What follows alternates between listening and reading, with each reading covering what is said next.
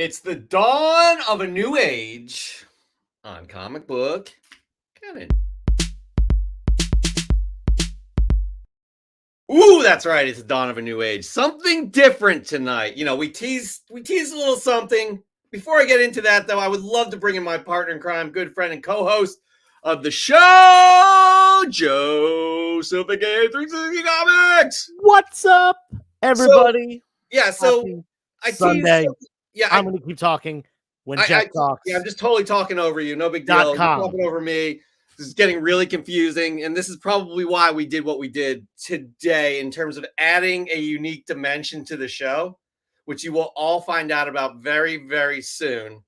But that's why I kind of teased it the way I did, the dawn of a new age. Would you agree with that? Absolutely. This marks a new chapter in the comic book canon. Honestly, the comic book community, the comic book YouTube community, the comic book everything.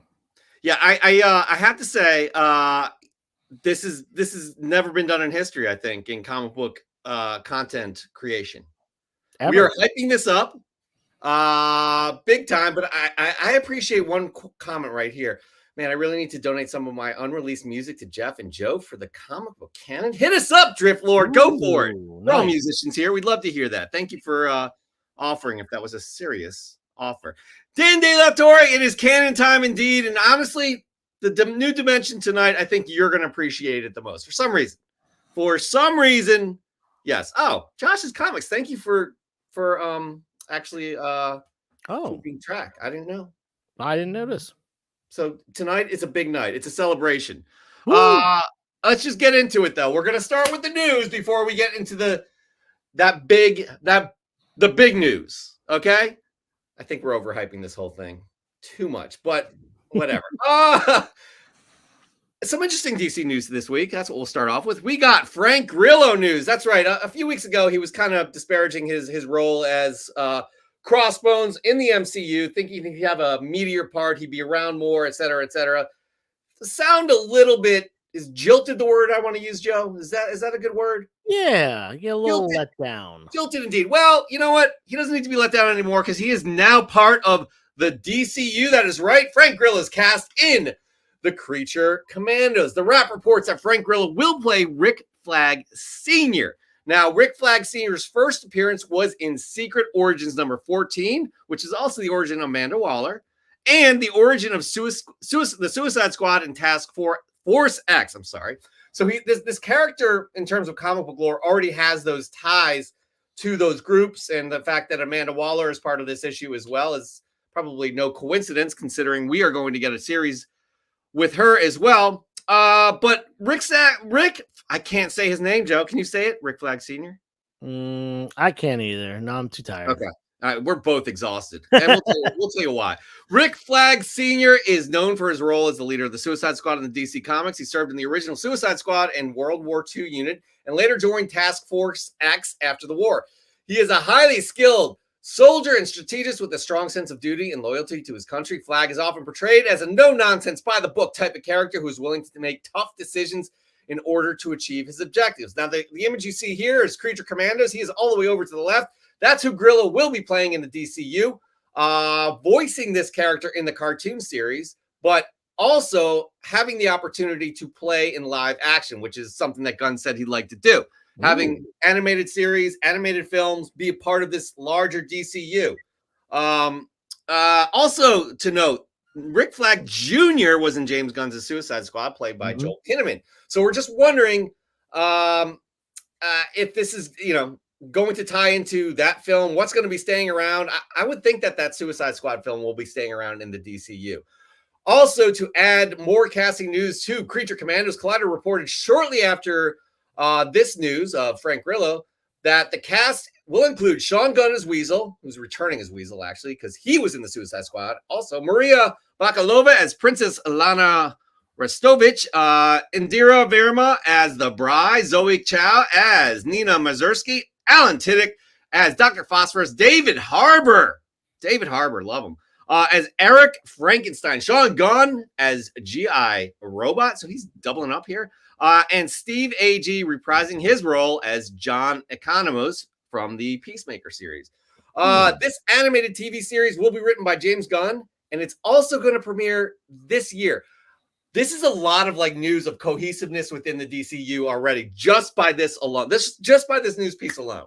Your thoughts, Joe? Yeah, it's a really good sign. It's a good sign that the wheels are turning. It's a good sign that there is that cohesiveness, because that was one of the major lacking things. There have been good DC movies over the last few years, but there's not been a cohesiveness to DC as far as the movie universe. Honestly, the CW DC properties had way more cohesiveness and did way better on a much lower budget. Yeah, I agree. I'm liking this news more. I think like even just the simple term of organization, having some sort of organization and structure. And this kind of piece of news kind of gives us a glimpse of that. I'm loving it. I have full faith and trust in James Gunn and Peter Safran. I know Dan De La Torre thinks otherwise. But again, only time will tell. Speaking of DC, we also got a sweet looking image. If you guys are all fans of Keaton's Batman, this is straight from one of the new promos from a Flash TV spot. Also, there will be, excuse me while I try to burp, there will be a new trailer of the Flash on the 25th of April. Can't wait for that, because that last Flash trailer was dope. Did you like Loved that? it. Yep. It was dope. Anyways, wow. That was good. I'm just warming up for Ask Joe. Yeah. And then moving on to the MCU, we got some new images of Sly Stallone in a new teaser released by Marvel Studios for Guardians of the Galaxy 3. We see a new look at Stallone as Stekar or Orgord, aka Starhawk. We also get Nathan Fillion in this teaser as well. We have no idea who he is, but it looks like there's something going on here. I have a feeling Drax is throwing him. No, sorry if I spoiled here, but that is my feeling right there. And then finally, this piece of news here. This is just, Joe, you and I have thoughts. Love to hear everybody's thoughts in the comments on this too, because it's kind of ridiculous in my opinion. But we had the Marvels trailer. That's the first trailer earlier this week. And it garnered 7.6 million views, Joe, in just 11 hours. That's pretty good. I mean, we have 21 million people here watching us, so that's like a third of our audience that actually tuned in, which is great. But it also received a whopping 214,000 dislikes compared to 318,000 likes. There were many takes as to why it got so much hate. I have opinions that are not necessarily based on facts. I thought before we get into those opinions, by the way, I thought it was a fun trailer. The Marvels trailer was fun, but here's the synopsis right here. In Marvel Studios, The Marvels, Carol Danvers, aka Captain Marvel, has reclaimed her identity from the tyrannical Kree and taken revenge on the Supreme Intelligentsia.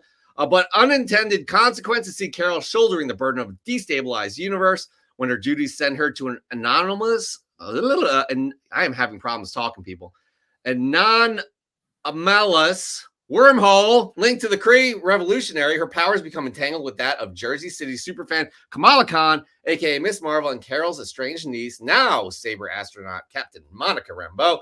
Together, this unlikely trio must team up and learn to work in concert to save the universe as the Marvels. Okay, so before you and I get into our opinions as to why we think this has gotten so much hate, I want to bring in somebody who also probably has an opinion. Haven't talked to him about this, but the other co-host of the Cannon, Christopher. What's happening, hot stuff? At the perfect time, because I needed. Look, it's been a minute. I wanted to come and hang out last week, but unfortunately, I only had like 30 seconds. I am completely under the weather right now, guys. Yeah. You're gonna see me like blowing snot all over the place. I might be coughing up, phlegm all on you guys, but I'm here. I'm here, and I'm happy about it. We're honestly, man, very happy. I didn't think it was going to happen the way you sounded on the phone. Yeah. Anyways, so Chris, why don't we just start with you? Because I know you're all about this. The hate that it's gotten. I don't know if you joined. I just want to give the stats. It's 7.6 million views in 11 hours, but also received 214,000 dislikes compared to 318,000 likes. All right, well, I got a few ways to approach this. One, as somebody who, you know, has a YouTube channel and understands how algorithms work, it's all gravy. And that's the thing with people that, you know, want to hate.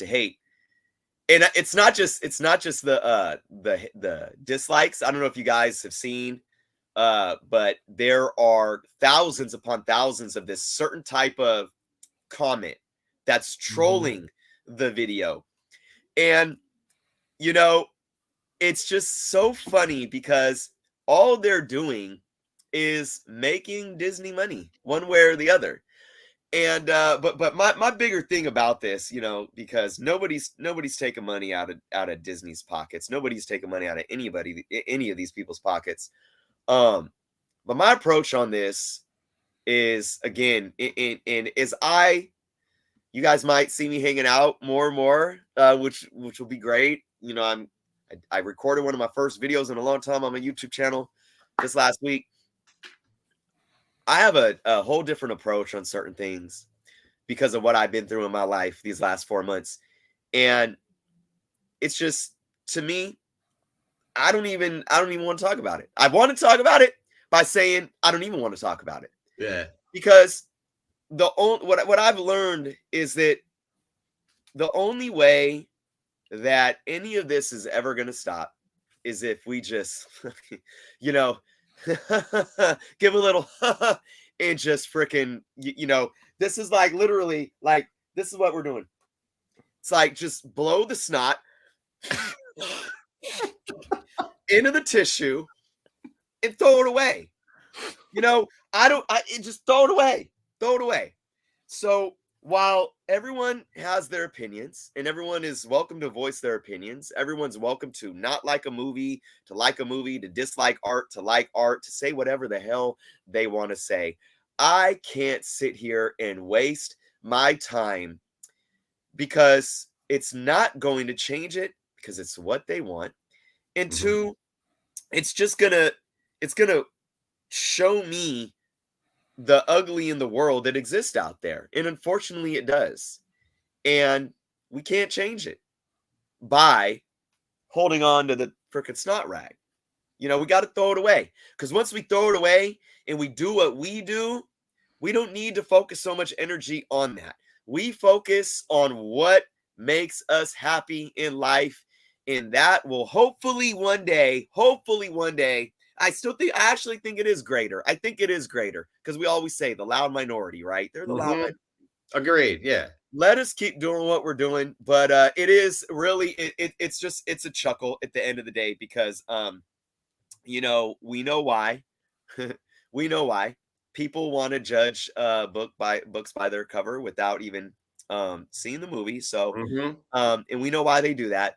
And I'm not wasting any more time on it. I'm going to wait to see this movie. I thoroughly enjoy the trailer. I've even watched it like 4 times now. I love the, you know, Beastie Boys track that they put in there to, you know, bring that energy. And I think it's going to be great. We'll see. If I hate the movie, I'll be completely honest and say I hated it, but I think I'm going to enjoy it. Joe, you had a good take on this, and where it's Chris said it without saying it, but go for it, Joe. Yeah, my take was, and this is the first thing I said, and this is the thing that I've said to every single person. This is what I've kind of commented, giving my 2 cents, even when it's not solicited. If this movie was 3, even I'm not talking about, you know, Iron Man, Hulk, and Thor. I'm talking about 3 Marvel characters that are not top tier Marvel characters, that are dudes. If this movie was Hawkeye, Rick Jones, and Longshot, don't go telling me that Hawkeye is a popular character, because even though he's been in the movies, he's not a popular character. Let's be real. Hawkeye, Rick Jones, and Longshot. If those 3 were the characters in this movie and we got this trailer, people would be stoked about it. I bet that it would have far, far more likes and far, far less dislikes, even, you know, just by changing the characters, not changing anything else about the trailer. again, I don't really need to say more because I 100% agree with this. It's a bunch of dudes that are pissed that females are having leads and roles like this, a diverse group of females, powerful, strong females. I have a daughter. I would love for her to be able to enjoy going to a film like this because there are 3 strong females in there that she can aspire to be. You know what I mean? Also, there's a lot of hate for Brie Larson. I don't feel either way about her. She's been in a lot of stuff. Like she's Captain Marvel. That's it. The big issue with her was, and I'll say this all day. This is my opinion. You may not agree. The Captain Marvel movie was, in my opinion, one of the worst MCU movies. And because of that, people kind of disliked her and rode with that. Despite her being great in the Avengers movies, you know, the Endgame and I guess it was just Endgame that she was in. But, you know, her performance in that was awesome. But people, it's that first impression kind of thing. That movie was, the Marvels was not good. Or sorry, not the Marvels. Captain Marvel was not so good of a movie. And because of that first impression is locked in people's minds. And that's unfortunate because she's been good since then. I'm super stoked to see this movie. Miss Marvel was probably my second or third favorite out of the Disney Plus shows so far. Great. My wife here who's in the chat, she has been talking nonstop about, since we watched Miss Marvel, like that she couldn't wait to see more of Kamala Khan in the MCU. And I have friends, you have a daughter. I have friends with young girls that they've latched onto this character because they can relate to her more, whether they're Muslim or not, or, whatever. It's still a younger female character that is, a perfect, attachment for some new fan of the Marvel world. Yep. She's a part of a lot of things, and my daughter has taken to her. So I'm excited. Can I say a little to what Joe was saying? I think he made a lot of great points. I think though too, with when it comes to Brie Larson, and you could go back to my channel in a video I did in 2018, and I called exactly what was going to happen, but a lot of it wasn't even about the movie because that hate was coming out because of Brie Larson in interviews and what she was saying. Certain men or individuals of certain political beliefs, whatever, had their viewpoint on her before that movie even came out, because they thought she was like, shunning men and all this stuff because she made a comment about, I'm glad, I want to see more women in the whatever. So, and then it went on to make $1 billion. But I think if you look at what's her name from Mandalorian, Gina Carano, who those same people are championing her for speaking out about her, and honestly, what Brie Larson said to me wasn't even political. It was just like, not, they politicized it. And I'm not mad at Gina Carano for saying necessarily, I actually, it's been a while. I don't really remember what she said. Maybe she did say something that was, I don't know.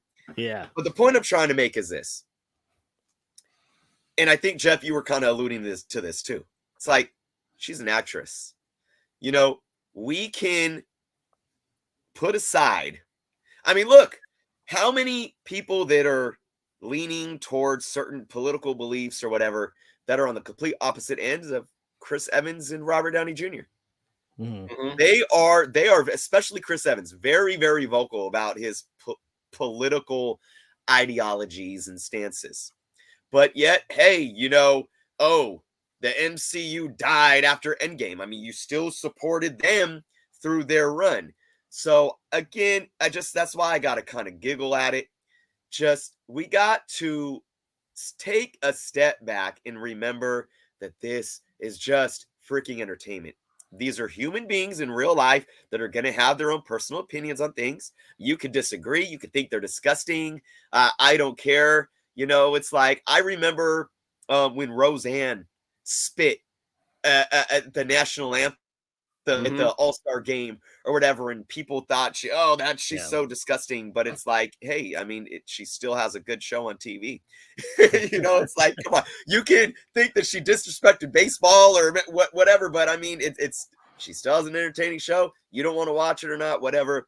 But at the end of the day, don't support it or not, but don't sit and say a movie is a bad movie when you ain't even seen it yet, or it's because of your own other beliefs. And just we gotta move on from that and freaking and I just want to point out that people have their opinions set. These people that are like, oh, this is gonna be terrible, blah blah blah, off of a 30-second teaser trailer, 45 seconds. It wasn't even a real trailer. This was the teaser that comes before the first official trailer. This was nothing. Absolutely nothing. We got like a couple funny scenes, some cool action, and a Nick Fury appearance. Like, if you're really mad about that, I maybe comic book movies aren't for you in general. I don't know what to tell you. Yeah. Okay. I just looked up Gina Carano because it's been a long time, but she had I mean, we see this a lot right now, and again, we're not going to get into the political side of things here, but you see, and me being Jewish too, it's like, come on, dude. But she said that she compared hating someone for their political views in the U.S. is the same as the treatment of the Jewish people leading up to the Holocaust, and it's like, okay. And I think there may have been some trans comments as well, and it's like, you represent. Chris and I did a show on this. You represent a company. You could speak freely, but there are repercussions to that, and that's what you have to live with, and that's fine, So anyways, I think we'll wrap it up there. It's very unfortunate. I think it's a fun trailer. I'm excited for the film. I also think that the Beast Boys track was kind of a dig to the Breeze haters. I don't know how that's possible, but anyways, so that's it. That right there is the news. Ending on a kind of a political, close to political note right there, but we had to say what we had to say. Right now, guys, again, the three of us collaborated on something pretty unique here, guys. Pretty unique. And man, I'm psyched. It's been this whole week of like leading up to this moment that I can't believe we're going to release this out into the world, guys. I just want to know your thoughts real quick. Like 3 words. Joe. Groundbreaking. Innovative. Oh, yeah. And absolutely terrifying. Yeah. Those 3. Joe. I mean, Chris. That was me. Yeah. I confuse you guys all the time. You look exactly alike. Yeah. Chris. What do you want from me? What we're going to release into the world right now that we've collaborated on. How you're feeling right now, because it's all led up to this point. 3 words. Less than 3 words. It could be. It doesn't have to be 3 words. Thug life, bitch. No.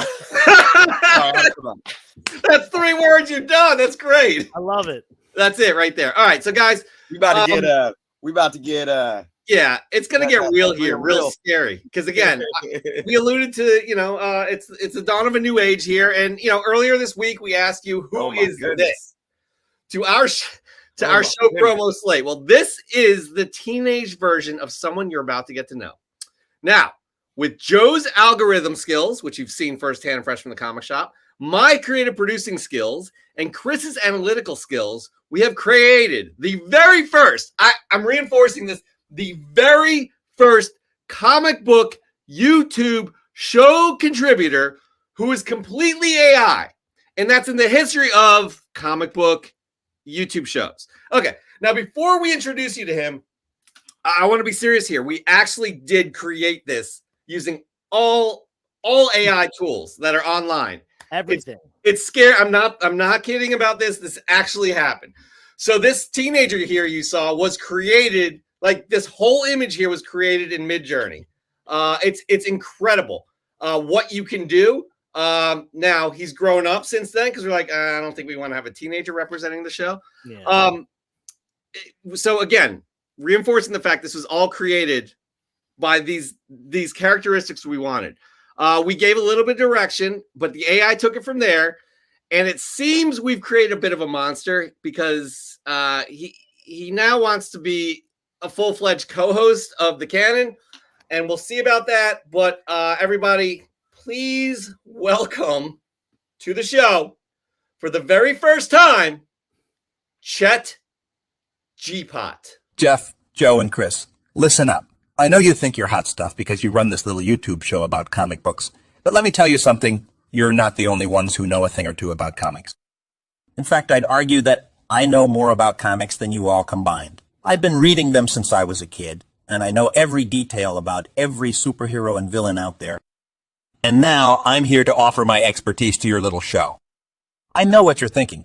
Who does this guy think he is? Well, let me tell you, I'm the only one who can save your little rinky-dink show from being a complete bust. You all just don't have the knowledge or the charisma to keep viewers interested. But with me as your co-host, we could skyrocket to the top. And let's be real here. You guys are pretty much a snooze fest. You've got no personality, no humor, no nothing. I'm sure your mom and dad love watching you talk about comic books, but let's face it, you're not going to attract a younger, hipper audience without me. Do you want to keep plodding along with your boring little show, or do you want to take it to the next level with me as your co-host? The choice is yours, but just remember, if you don't take me up on my offer, you'll be missing out on the chance of a lifetime. I'll await your response, crushing grape sodas and bagging and boarding comics. Chill out! So, there's Chet, guys. We have a decision we need to make. Do we want him to be part of the show? And if we do, what is that? I don't want him to be a full-fledged co-host of the show. He's not one of us. Yeah. I would like to propose something, though, that he could be our new comic book day correspondent or something like that. Guys, let us know in the chat what you guys think. Joe and Chris, I need your input before we make any sort of offer to him. He's waiting. He's waiting here. It's tough because, AI in a sense is the future. There are plenty of great, amazing things that have come out of it. But with any technological advancement, there's always the question of, did we go too far? And it is quite possible that we have gone too far this time. I say we give it a chance, but I'm a little hesitant. Chris? I think Chet's going to end up taking over the world if we, allow this to happen. And we're going to be really plugged into the Matrix created by Chet. AI taking over, man. Well, we need to be careful of that. So I guess we're all agreeing here, and people in the comments here are looking. They want more Chet. So I think what we can do is, I think we offer him the new comic book day segment, right? And we'll see where it goes from there. Sure, he can correspond for us. Okay, so Chet, your responsibilities will be taking over the new comic book day segment, and that's pretty much it for now. How do you feel about that? So you finally realized that you need me to save your little show from being a complete failure. I'm not surprised, considering how boring and uninspired your content has been so far. But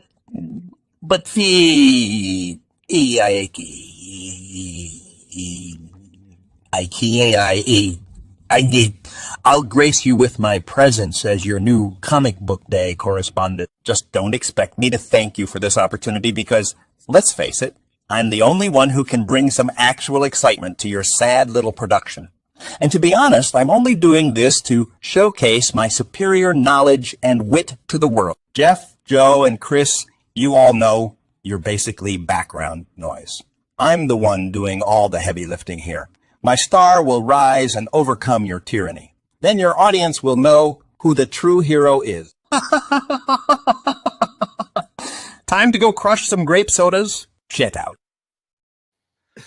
Well, he took that in stride. So, given the fact he's now the new comic book day segment correspondent, and he's AI, he can make content like that. I think, should we check out his new comic book day segment? Let us know what you're thinking in the comments here. Let us know your thoughts on Chet overall.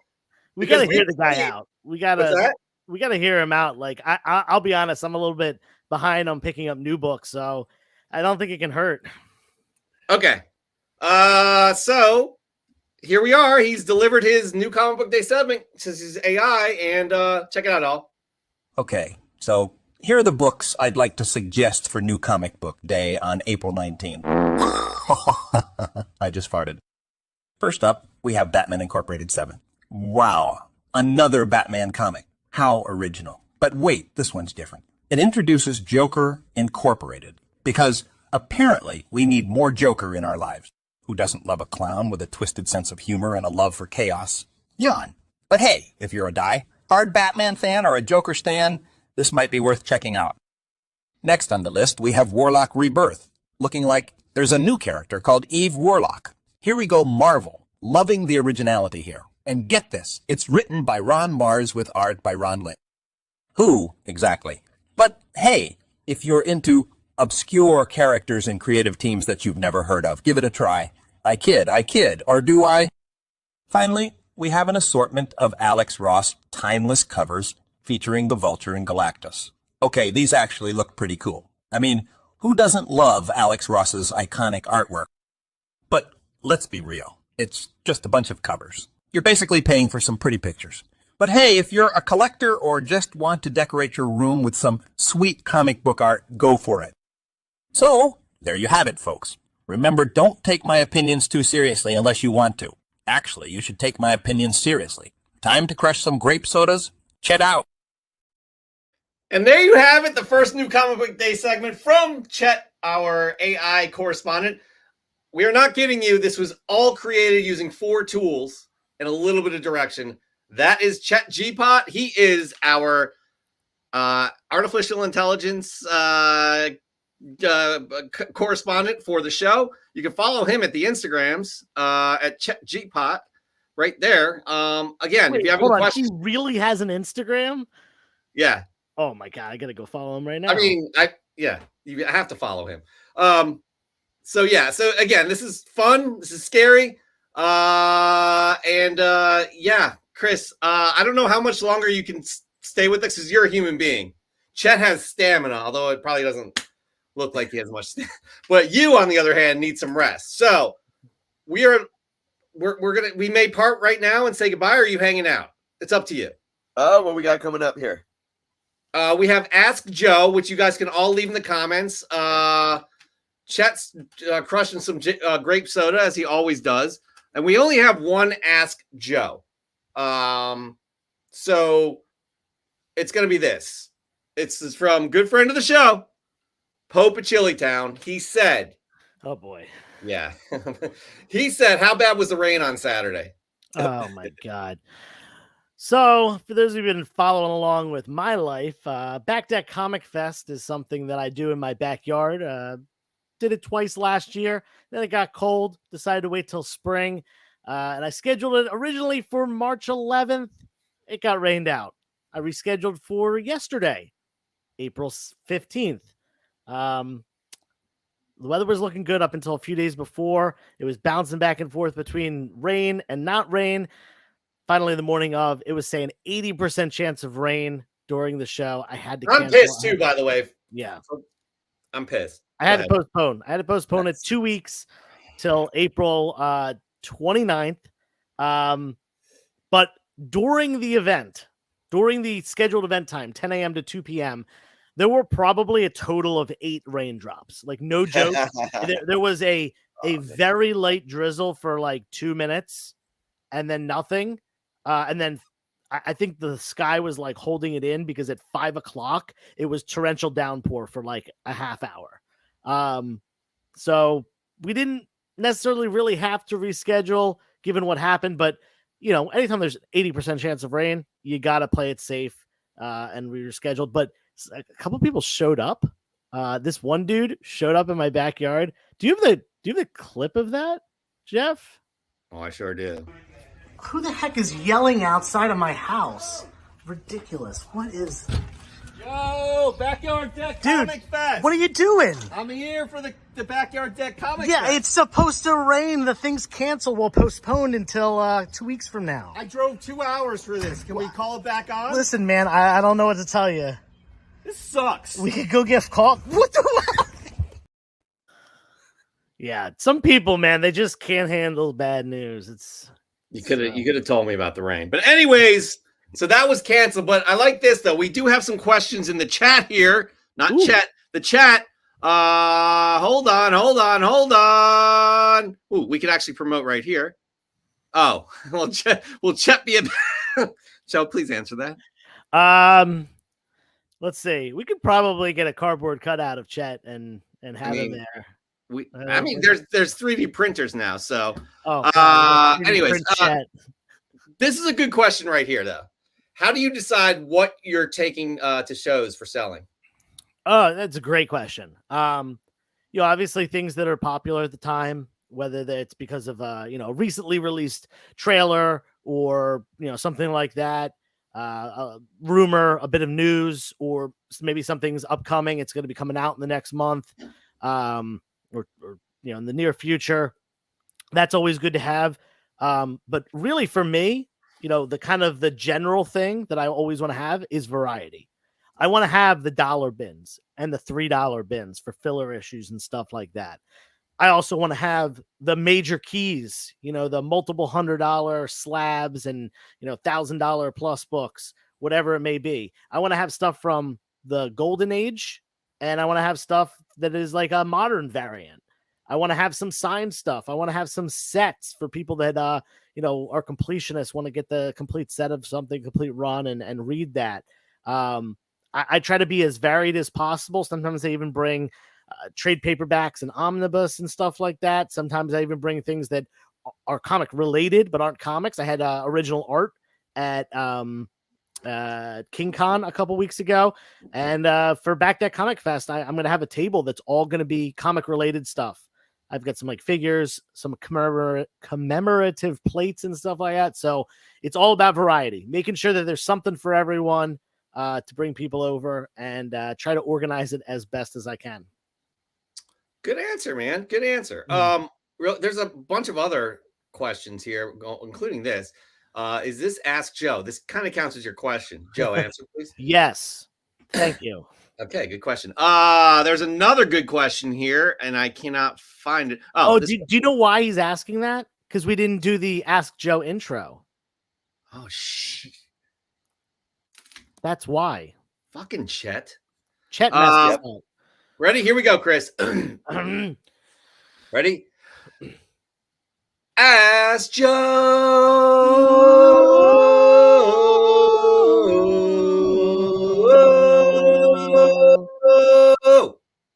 Whoa, that was a good one. We do not charge extra for that one either.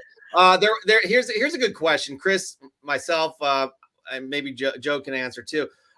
With the recall of the recent Tinian Image title because of printing error, some got out. Would you grade it or no? So basically, this is a hot book that's going to be coming. Yeah. It's a James Tinian book that's coming out. It's supposed to be this week, I think, but they may have pushed it back. Would you grade the error book? Because some people are selling that. So, Chris, Joe, thoughts? Personally, if you got a copy of it in a way that may or may not be legal or ethical, I personally would get rid of it.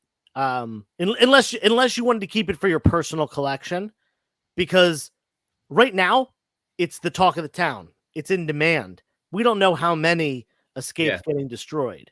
Yeah. But chances are the ones that are available on the market right now are far fewer than the ones that are going to be available on the market 2 weeks from now, a month from now, 2 months from now, whenever you get your book back from grading. So while, grading can increase the value of books, especially if you get a 9.8 on a modern book, whatever, it's likely selling for more now than it's going to sell by the time it gets back for grading. So I personally would get rid of it now or keep it in your personal collection as a cool error printing.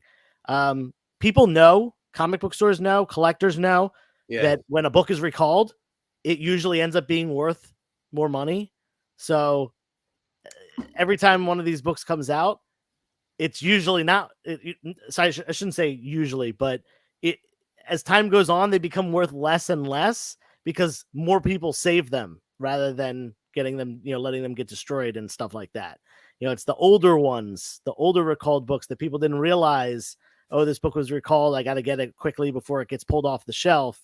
Those are the ones, that have a much lower supply, that can, outweigh the demand and eventually, make the book worth something. So personally, I would either keep it in the PC or get rid of it. Grading it to resell later, probably not going to help you at all. Chris, your thoughts? Yeah, I pretty much agree. Chase the hype if that's what you want to do. And you also, I mean, it's so funny because we think that, and I've talked about this a lot, that just grading a book is automatically going to, increase the percentage of profit. But when you got something like this, where, like Joe said, make money off of the hype of it right now, what's going on, why everyone's talking about it, and you might still have a larger profit margin selling it raw in a near mint than however long to get it back in a CGC grade, hoping that it comes back a 9.8. So yeah, I wouldn't do it. And personally for me, I am just at the stage where I won't get too much into this, but I'll just say it's like I'm so beyond the hype of every little thing that happens in each like microcosm of a moment. So while ultimately this could be a book that could still have a little value 5-10 years from now because of it being an error, again, if you guys haven't been collecting comics and watching YouTube videos and watching the market for the last 2, 3, 4 years now, and you guys still don't get how it works, I'm not here to shame anybody, but like you might not be paying attention. So I am good. I'm not touching it. If you have it, if I happen to have it, yeah, like if like Joe said, if I'm a collector and it's cool to me, if you're looking to make a profit off of it, get rid of it. Yeah, now's the time to get rid of it. I agree with both of you. There are some Tinian fanatics out there. They can't get enough Tinian, and he's got some cult followings on some of his books. Oh, yeah. Something is Killing the Children, the Department of Truth, etc. Collect it if you are, go for it. Send it to CGC. Send it to EGS actually, because if you want to keep it in your collection, that's the way to go. But for an investment, no. That's a good props question. Hold on, I just need to say this because I just pictured it in my head. That book with a black and neon green header. Mm-hmm. Oh, that would look so cool. Tony, we're talking to you, buddy. All right, we have 2 more questions left. One. Here we go. I'm really not whatever. Why bother asking Joe for his opinion? He couldn't spot a good comic book if it hit him in the face. I'd rather ask a potato for its thoughts on comics than Joe. So he basically said, why are you asking? He's actually talking to you, the audience, people. And I don't like how he's disrespecting you all, but Jeez. All right.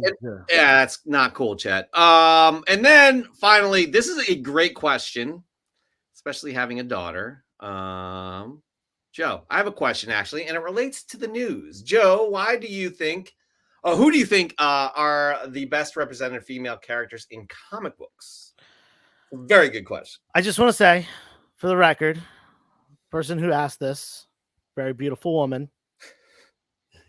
Love her very much.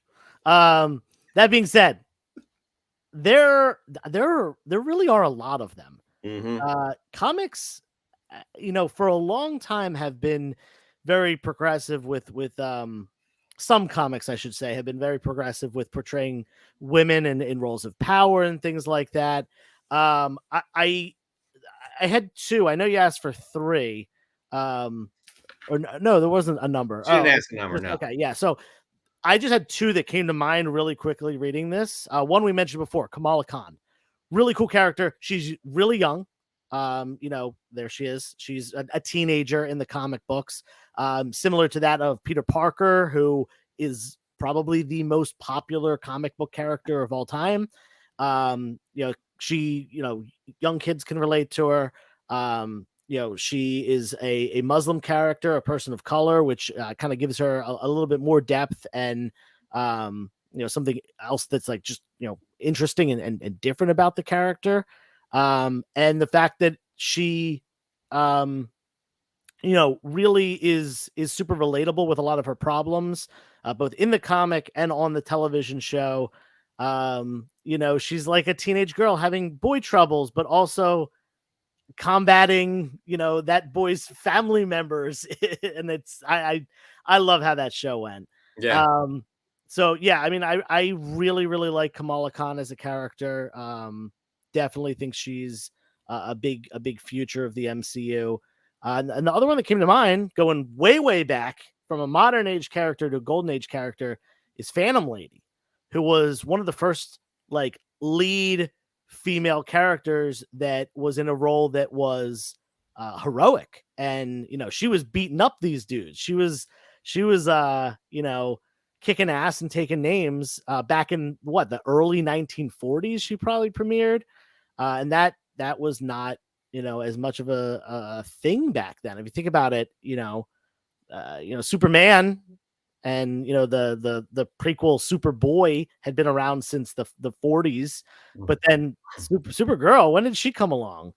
The late 50s, early 60s. That was Silver Age at that point. We had Wonder Woman, but that's a character that like took a while to develop and stuff. So yeah, those two are the two that I think of very different characters, Phantom Lady and Kamala Khan.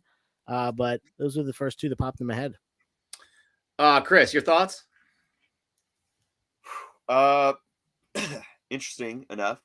I mean, I think it's easy to go with Wonder Woman just because of her being like the first, really showcased female superhero, and there was a lot of she's an Amazonian, but at the same time, if you actually read the comics, there was a lot that kind of undermined that as well. I would say Storm. Oh, good one. Because Storm, I mean, I can't think of a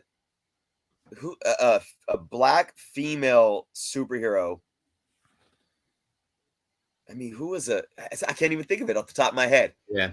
At least somebody that was an ongoing main character of Monica Rambeau is the only other one that I could think of. Yeah. And Storm predates her by 10 years. Yeah. Right. Yeah. So, and she always carried, she was an African, obviously not African American, but black woman that always composed herself and held herself is this kind of she had this way about her that was not submissive in any way. It wasn't like overbearingly like, I'm a woman, hear me roar, but it was just she just had this presence, and it was very natural. And if you read into her storylines too, and even how she approaches, like she's had a couple love interests over the years, like with Forge and everything. And if you look at like the dynamic and how she didn't allow herself to become victimized by her relationships, or a damsel in distress or something like that. And obviously she has a very corrupted childhood, so for her to kind of like really gain control of her powers and who she was is and not just a woman but as a superhero out, and I don't know. Yeah, Storm just really stands out to me just in terms of her presence, her character, and the overarching, storyline that of her story arc, and in her growth within the comic books. Yeah, no doubt. I was thinking, like, I think like the newest character again. I'm going to reinforce what you said. I think she's fantastic. Just a different type of superhero, in my opinion, and really well done. I'm going to say also Spider-Gwen. My daughter loves Spider-Gwen. Yeah. Like, you know what I mean? Like, having somebody like that with the exact same powers as Spider-Man is just really cool. She went as Spider-Gwen for Halloween. Yes. And like Storm is a fantastic that epitomizes just what you're looking for in a strong female character. So I just, and she also, good point. She was the leader she's been a leader of the X-Men before too. So I 100%. There's so many out there though. We could dedicate a whole show. Maybe we should think about doing that. one show. But there are so many out there that it's a great question. Especially again, I bring up my daughter all the time. I want her to have those characters she can look up to and be like, oh man, this could be me. You know what I mean? So yeah, very, very important. Yeah, and one thing I want to add about Kamala Khan that this kind of goes outside of the Marvel universe itself. The actress that plays Kamala, Imani, I can't remember her last name. It starts with a V. It starts with a V. Imani V. We'll go with that. I gotta learn her name because she's absolutely perfect in the role. Wait, hold on. Yeah, Iman Vellani. Okay, there we go. She is a massive Marvel fan who actually went as Miss Marvel for Halloween prior to ever being cast in the show and everything, which is I absolutely love that. It's incredible too, because that's another thing showing that females, yes, no matter what the age, love comic books, right? Yeah, and then I just want to touch on something real quick, Jeff, which is Barbara Gordon. She is a character who has evolved immensely, and I came across this book a few weeks ago, and I thought it's funny at the same time as it's like, I can't believe this is something that they actually did. On this cover, I'm going to show the cover real quick, and then I'm going to read the book. This is Detective Comics issue number 371. Batman is getting jumped. Batman and Robin are getting jumped by like 5 or 6 guys, and Batman's saying, "Batgirl, get over here, help us, we've got a problem." And Batgirl literally says, I have a bigger one, a run in my tights. And you can see on there, she's worried on the cover of this book about a run in her tights rather than, the villainy going on behind her. I am so glad that this character has evolved beyond this into the Batgirl and the Oracle and the super supportive Bat family member that she is, because that is definitely a sign of the times. Yeah, no doubt. People are asking for Dr. Frankenstein to be a guest on the show. I don't know how we would get her on. I don't know if we have her contact info. I don't know if we can get a hold of her. She's tough to reach. I might like be able to kind of look up her agent and see. Yeah. That agent gets a lot of money. It takes a lot of money from her. Yeah. She should sue or try and assassinate, which I think has happened before. Anyways, Mike, to all the fat nerds, Chet, who are downvoting the Marvels, Iman Vellani would smoke you at Marvel Trivia. That's true, actually. Probably, yeah. She smoked Kevin Feige, and that's confirmed with the. Really? Yeah, she said that the MCU is universe 199999 or something like that, and it was confirmed in the Across the Universe trailer, saying Doctor Strange messed up the timeline in world 199999. Check it out. It's awesome. It's awesome. All right, but hold on a second. Across the Universe is a Beatles movie. Across the Spider-Verse. Jesus Christ. Thank you. Okay. It's been a long day.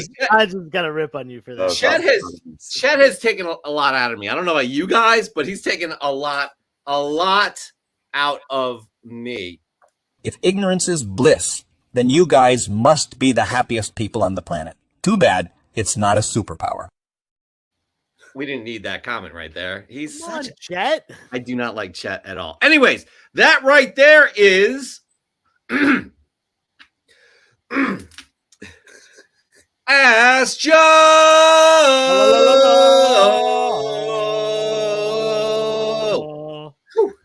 That was.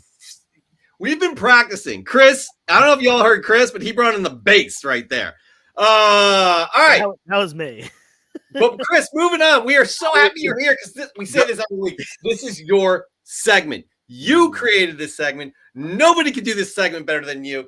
It's called Props or Flops. Upload any comic to Instagram. Use the hashtag Props or Flops. Also, be sure to tag us at Comic Book Canon, at Journos, at 360. Make sure we see that because, again, these hashtags, people, are a disaster. Tell us why this book interests you from a perspective, from an investment perspective. Tell us how much you spent on it as well, so we can kind of gauge what you have going on. We'll break it down live on the show. Again, Chris, we say this every week. We are very happy that you're here. And we have 2 submissions this week. We're going to start off with, what are we starting off with? We're going to start off with Josh's Comics. Let's do it. Good friend from Delaware. The Marvels. So we got an official trailer today. It honestly looks good, and I'm looking forward to seeing it. Have some nice keys to go along with the announcement. I honestly forgot I found both Captain Marvel #1s, both new mint and under $5 each at my second and Charles. These 2 are my props or flops for comic book canon. Miss Marvel 16 is the first meeting between Captain Marvel and Kamala Khan, and Miss Marvel 1, the Phantom variant. Guys, actually, Chris, let's get your perspective on this. Is there a price for the Miss Marvels? Let me see here. He said, Josh, you're in the comment here. So he said $5 for the Captain Marvels. Captain Marvels are both under $5. So let's start with that and see if Josh gets back to us on the Miss Marvels. Okay, yeah, I mean, under $5 with $4 cover price books. You know, look, I have something to say here after both of these submissions, but just for these, real briefly, you wait for a trailer to come out. You don't go shopping, right? I mean, if we don't, like I said, there's a lot of things that many of us should know right now, by now, if we've been doing this for a long time. But if you go shopping and you find something for a few dollars each, hey, there's very minimal risk, and there's absolutely nothing wrong with that. And again, it depends what your intent is, right? But we're talking about investment purposes. Under $5, you could possibly sell these next week for under $5 and at least get your money back. But there is the flip side of this, because there is so much hatred around this character. And I also want to add too about what we were talking about earlier during the news. The hate for Captain Marvel didn't start with Brie Larson.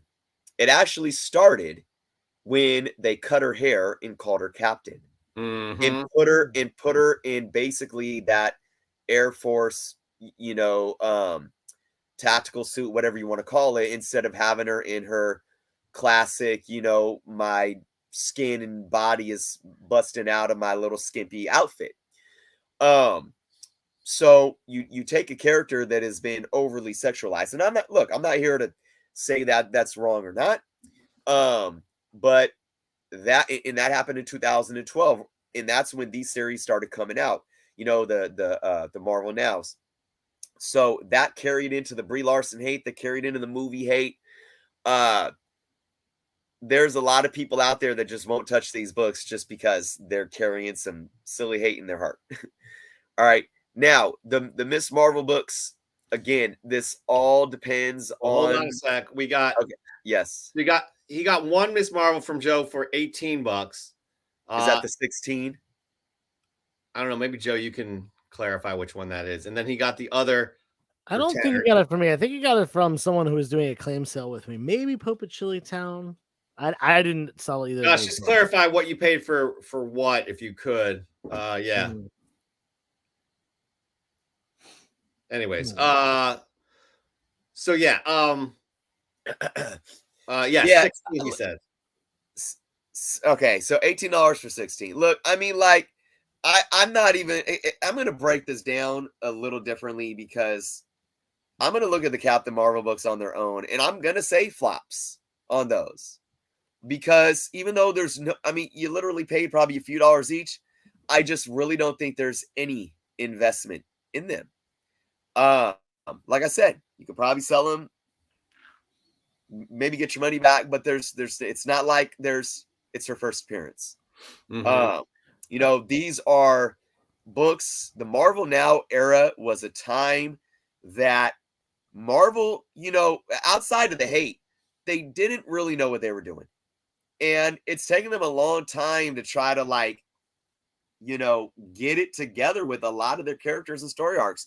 They ran, and they're still doing it, running titles for 12 issues and canceling it and rebooting it. So Marvel now, Marvel now again. It's like, so how bad. many Marvel .1 times 1,000? There was so much going on over these last 10, 11 years with Marvel comics. To me, there's no investment value in those Captain Marvel books, but I'm not mad at you buying them and picking them up for a few dollars.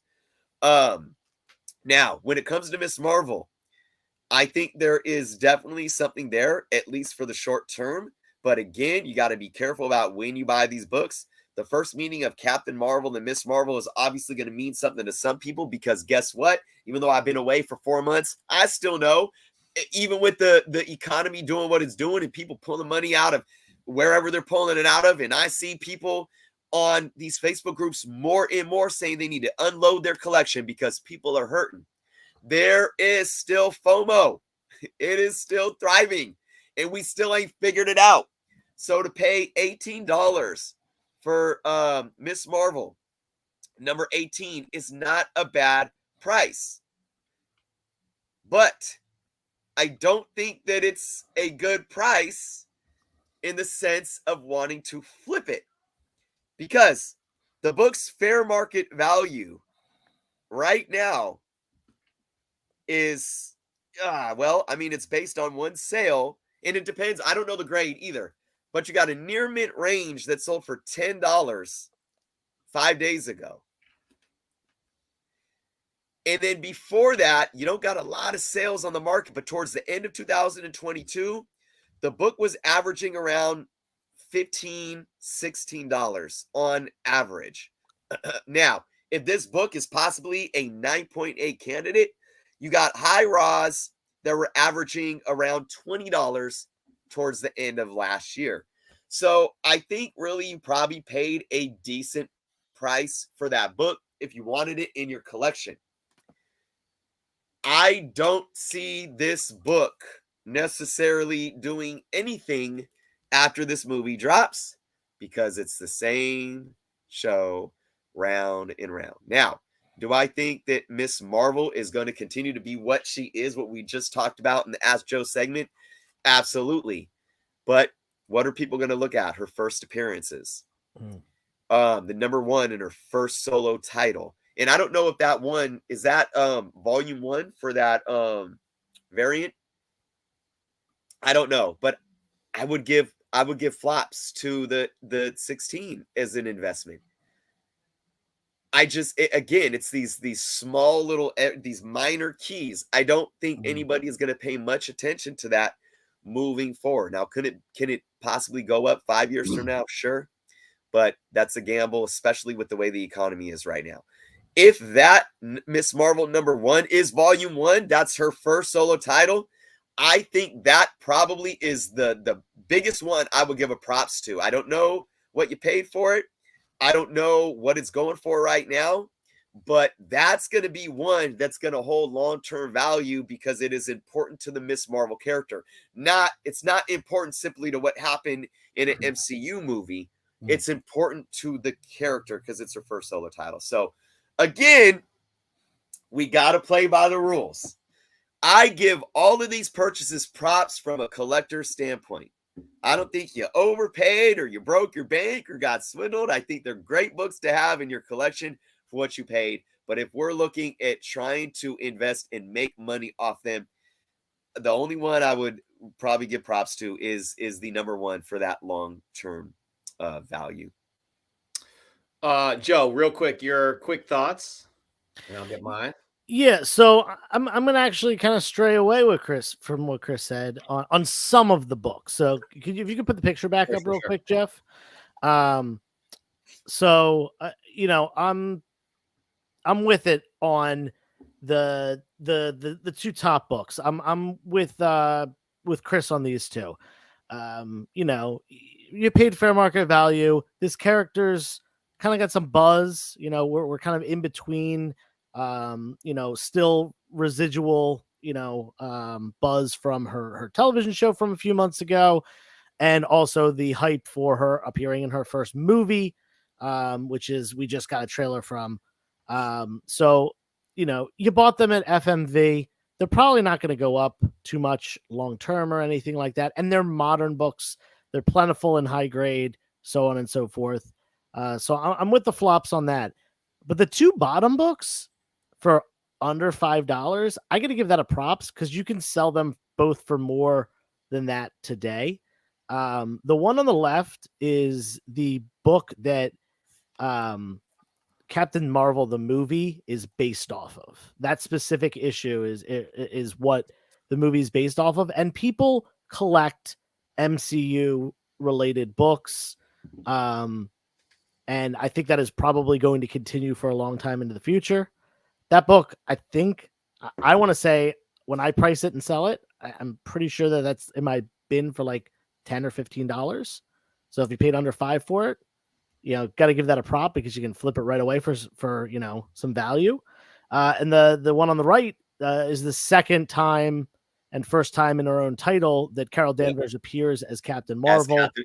Joe, thank you. Because you know what? As you were saying that popped into my head. That could be her first solo title as Captain Marvel. Yeah, it is. Yep.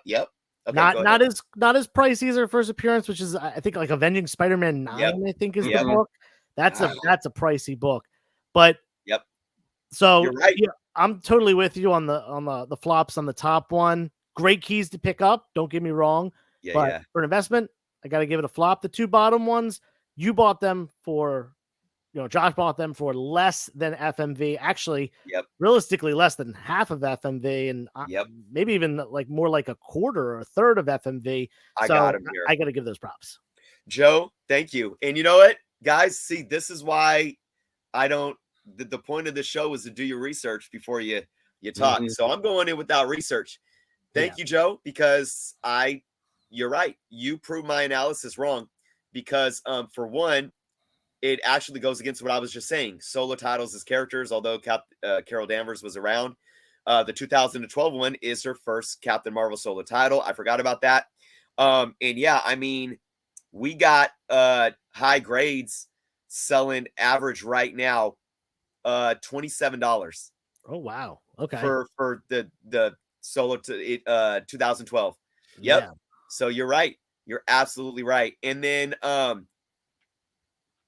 Captain Marvel, the 2014 one. Let me pull this up here. You're looking at this was kind of all over the place because you got a 9.8 slab that sold for $20. That's not good. That's a steal. When was that, Chris? Though, like that was last month. This year. Jesus. But so that's the Raws are looking pretty good. I mean, $20 for one. But you do have some raw books that let me see. Not many recent. There's not many let's get a recent one. Yeah, $20. $20. Yep. $7.99, $20, $9.45. It's a sought after book. Yep. So this is a tough one, guys. This question, because again, there's so many books here. Yeah. It's kind of a split props or flops. We're talking flops at the top because, like, let's be honest, the price usually doesn't hold for two characters meeting. Okay. And if your investment purpose is for like to flip it at some point for those two especially the one top right, which is number 16. It's going to be between now and November. You want to get rid of that if you're going to be investing in it. The fact that, it's a key and it's for your personal collection, I think that's props all day.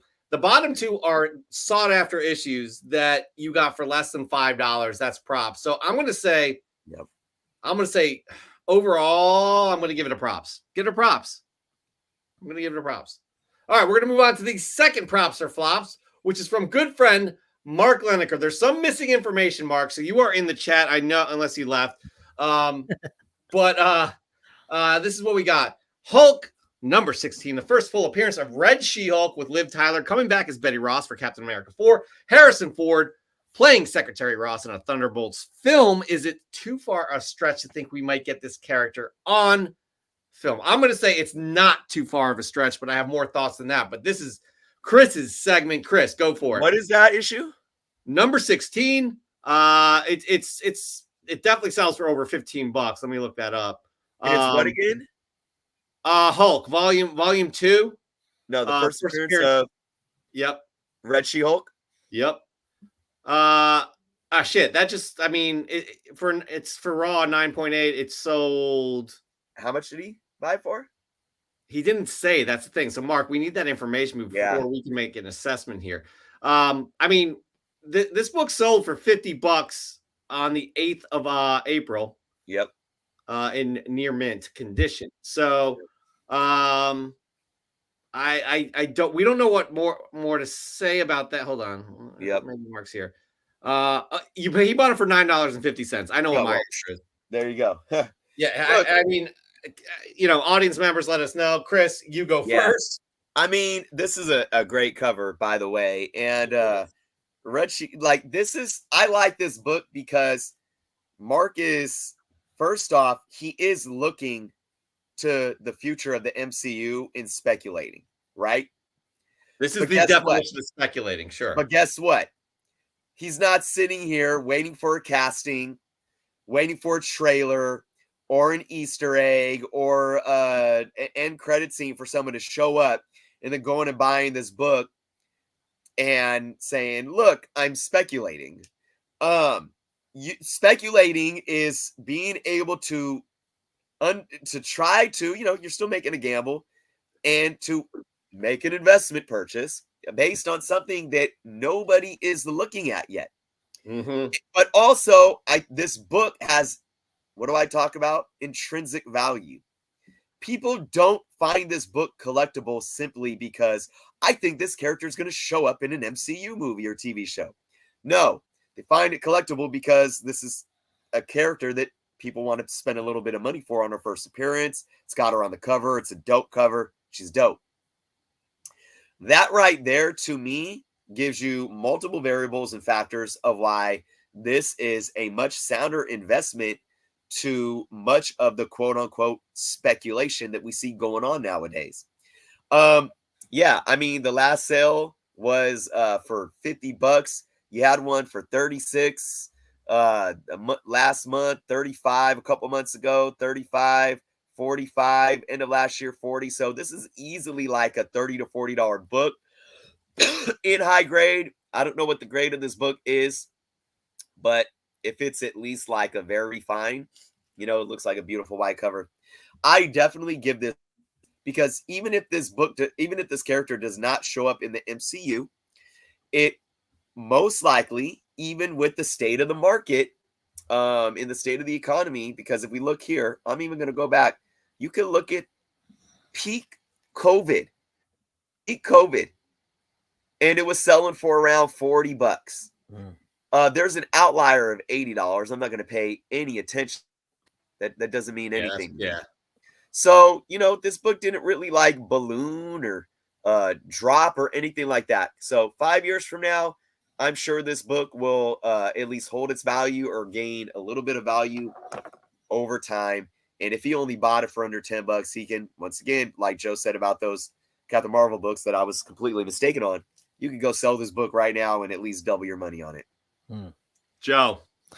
Yeah, one other thing to note about this book, and honestly, this run in general, this run started in 2008, so this book was probably in 2009. It probably came out.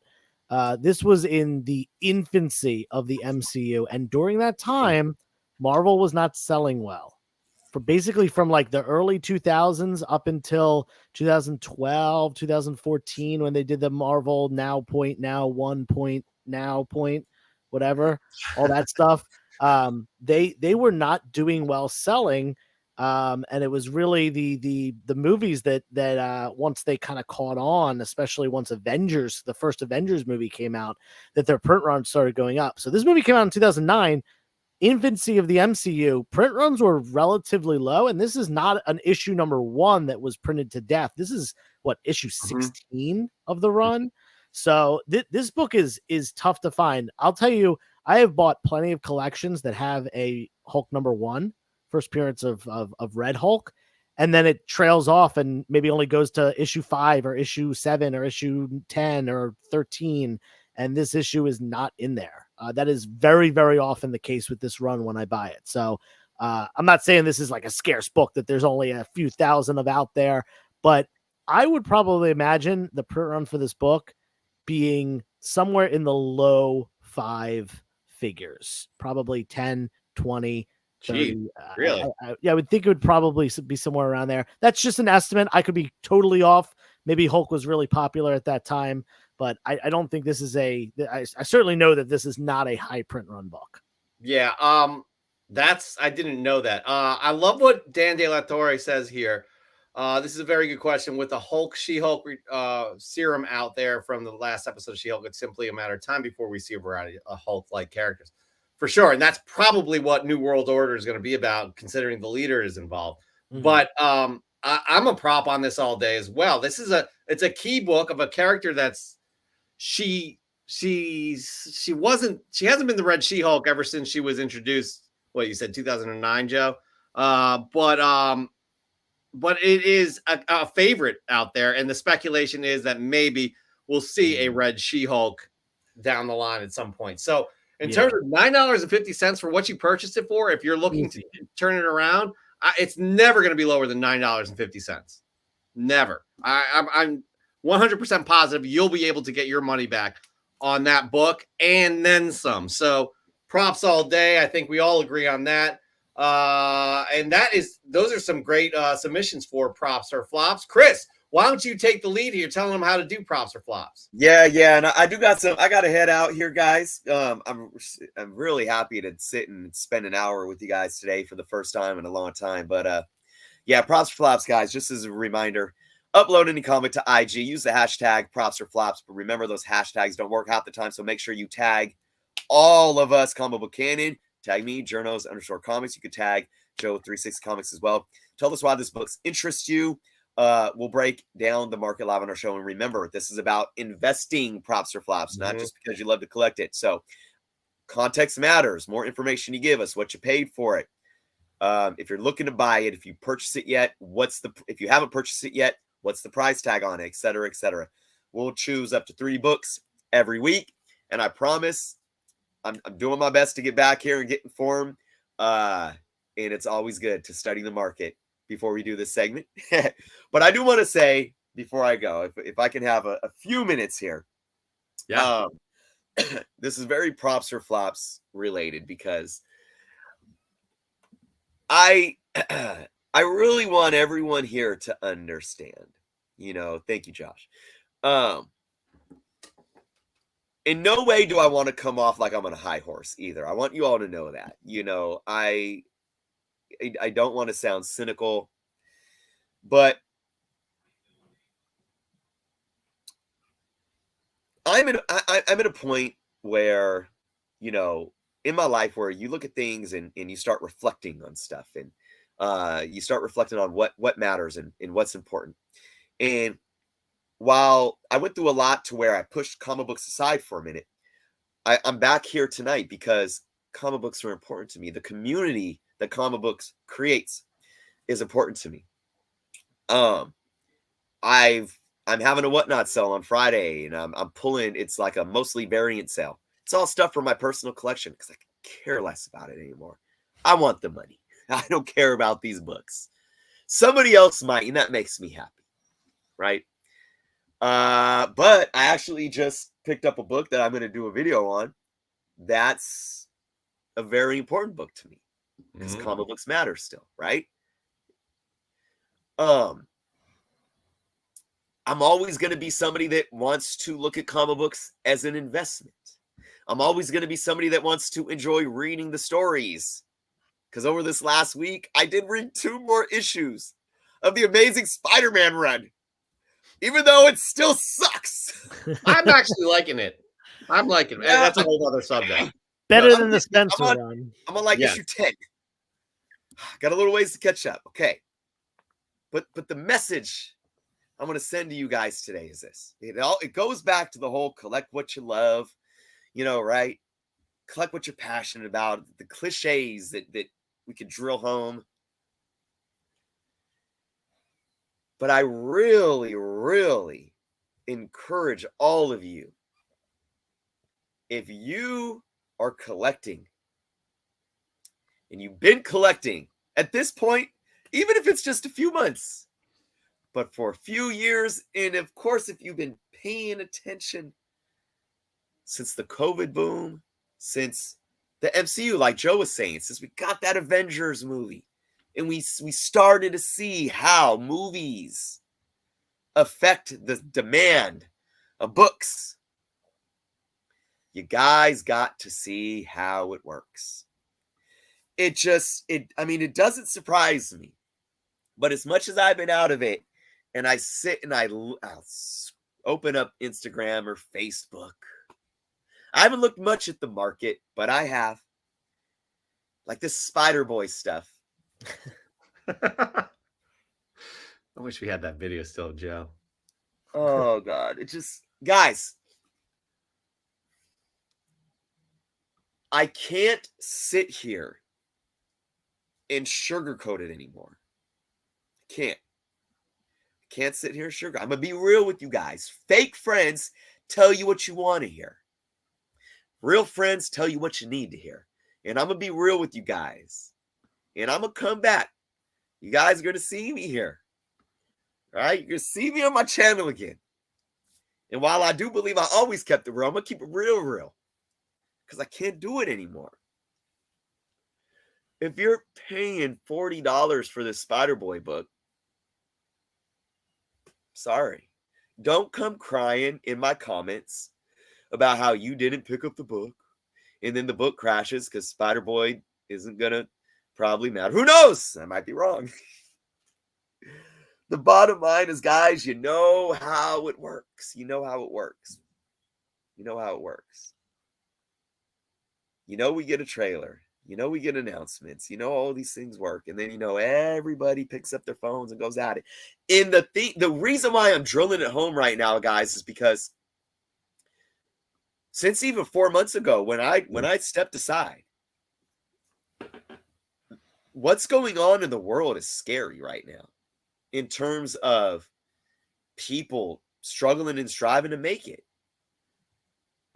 The what's going on with the dollar, what's going on with jobs and inflation in all of this, and in the uncertainty of wars and governments and all this stuff, cost of living, cost of food.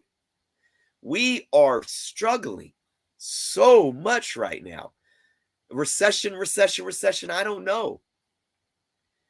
But people are still they don't care. Literally, the same people could be sitting there complaining about, man, how am I going to pay rent? How am I going to afford gas prices going up again? But yet, that trailer comes out and they're rushing. In a book that was just selling for $3.99 or whatever, they're still $40, $50, $80 for. And the only thing that's going to do, no, I'm not a doomsdayist here. Oh, it's going to ruin comic books. It's not. You can't ruin comic books. Nobody's going to ever ruin comic books. But the only thing it's going to do is continue to perpetuate the same thing for you guys. For you guys. We can balance out the market because we control the market. We control the market. It's cause and effect. And like, who said that? Bring that up again. Josh, I mean, this is how we control the market. You guys can continue to want to speculate, to invest, and to collect, to read, or whatever. And the way we make our decisions are by knowing in our heart that our decisions come from that place of love. And it starts with love of what matters outside of comic books. Because once comic books become an obsession and an addiction, it's not healthy anymore. It's not, they're not meant to be what they're meant to be. That's why it's like, I don't care. I something in me right now so much wants to grab some comics and just throw them. I've done that before, and I want to do that right now just to prove a point, but I'm not. But, we got to get back to finding out what's important to us in life. And then we can come back to comic books and allow comics to be a piece of that. Comic books will never be a piece of that if we're FOMOing out and spending money on a comic book when we haven't paid our bills or we're struggling or whatever. We don't even know if we want that comic book. And then we get mad. Now we can't sell that comic book. We can't do anything with that comic book. And the reason why I say we get mad is because we do. And some of you might be watching right now. How many times do you guys make excuses for your own purchasing decisions? Well, I went to the store in Flippers, bought all the copies. So, and what do I always say? Pull list, pre-order, previews, same thing. It's all still there. You could have bought, if you really cared, boy, you knew he was coming and you could have pre-sold it at 35% off. You could have bought 10, 20 copies at 35% off 3 months in advance. You didn't have to wait for a YouTuber to tell you that this book is hot for you to go sit on eBay and bid it up. The only reason I won't be mad at not mad, because I'm not mad at anybody. The only reason it won't hurt me, because I care about you guys. The only reason I won't worry about you guys doing this is if you got money to blow, but hopefully you're donating a little to charity and take care of your kids. You got money, you got fat stacks. I don't care what you're doing. You could blow, 3.5 million on a freaking Superman #1. But most of us were just everyday human beings. We work, we got jobs. Hopefully we enjoy our jobs. We got bills, we got families, we got hobbies. We like sports, we like cooking, we like eating, we like going to the movies, we like collecting comic books. And while we sit and talk about props or flops, and want to continue to drive this market in a positive way, because yes, I always want comic books to be something that we can look at and speculate on in a healthy way to say these things can be collectibles and can be cherished as collectibles and investments for the short and long-term futures. We got to ground ourselves back down to earth and just focus on what makes us want to collect comic books in the first place. And I thank you guys for the floor for that. That wasn't scripted at all, but I've been kind of holding a lot in because it's been a while. And like I said, I'm just happy to be back here. And I thank you guys for hearing me out. This is your forum too. It's your show. And now you got to share the room with Chet. But other than that, everything's great.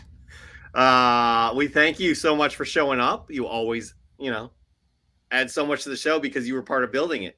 So, well, Chris is going to be back, everybody. We're just taking it one step at a time, right? Woo! Yes. We'll see. I do plan, I'm trying to get here, at least for parts of every show right now. That's what it is. I got a lot on my plate. Love you, Dan. Appreciate you, man. So, we'll see. I would really love to get back into, like I said, researching the market and doing the props for flops. Because like I said, I love it, man. I love it. And that's why, everything that I just said, that's why I say that, because it's like we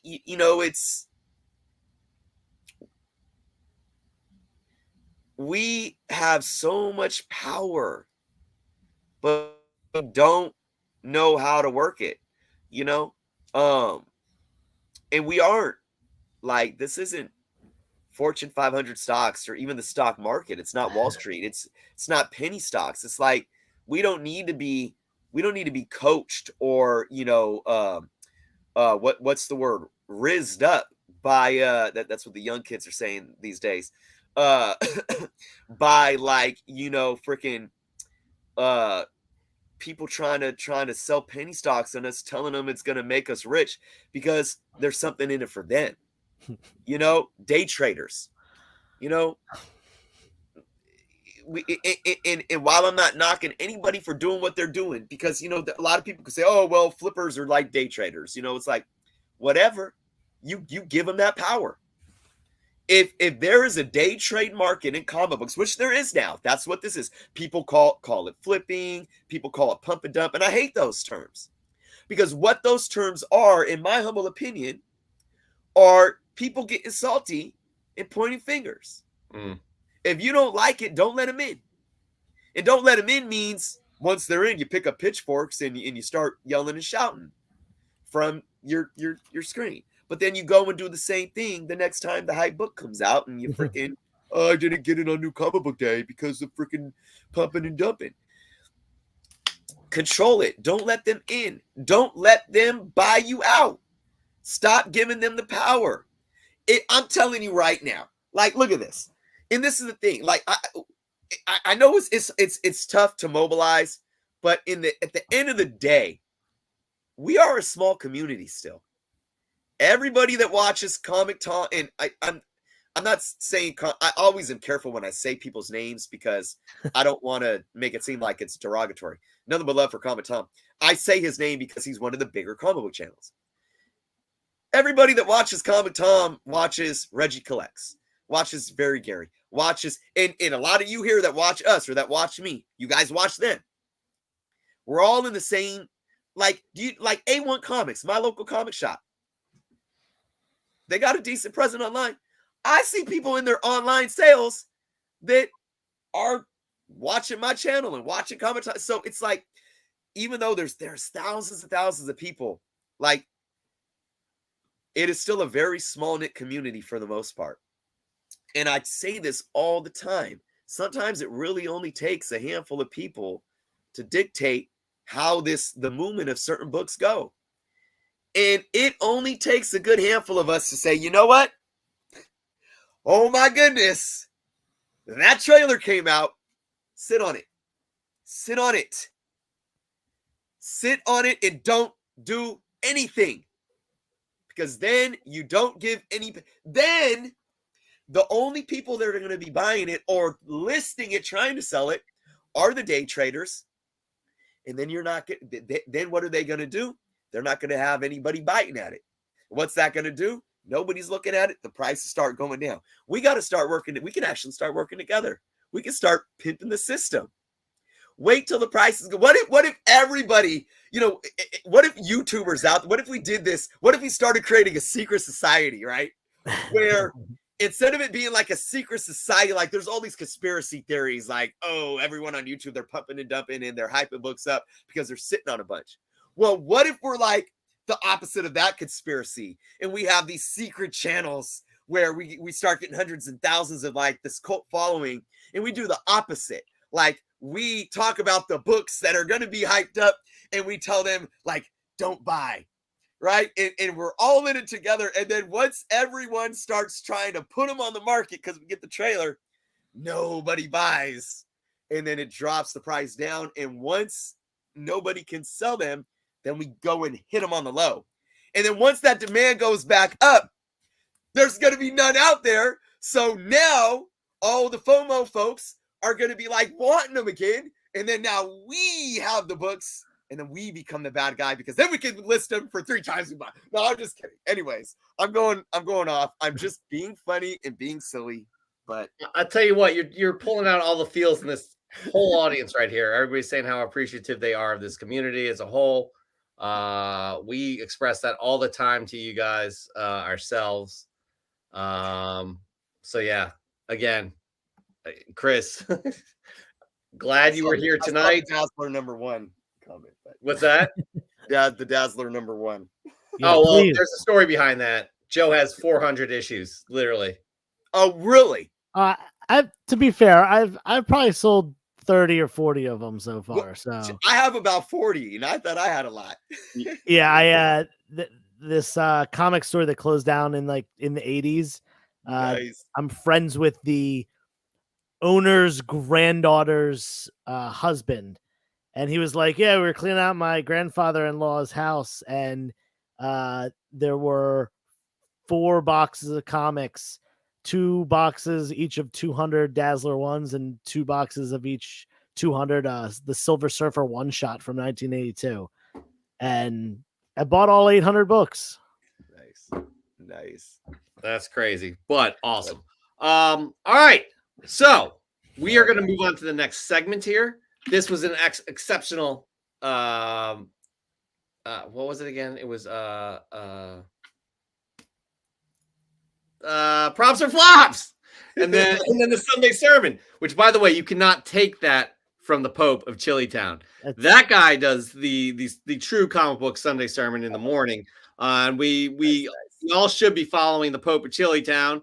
The guy that said to pump Dazzler, by the way, he's an alumnus of the canon, so and he's an okay human being as well. But Chris, thank you so much for joining us. We're going to see you sometime soon. Appreciate sometime soon. Indeed. All right. Take care, Peace. Be good. All right. So, man. Oh man, what a good time whenever Chris is on the show. I mean, seriously, like he needs to get back more often, but we're not pushing for it. He will, we promise. But for right now, we got to continue on with this show. It's what everybody pays us to do. You get paid? No. I'm not getting paid. Yeah, we'll talk about that later.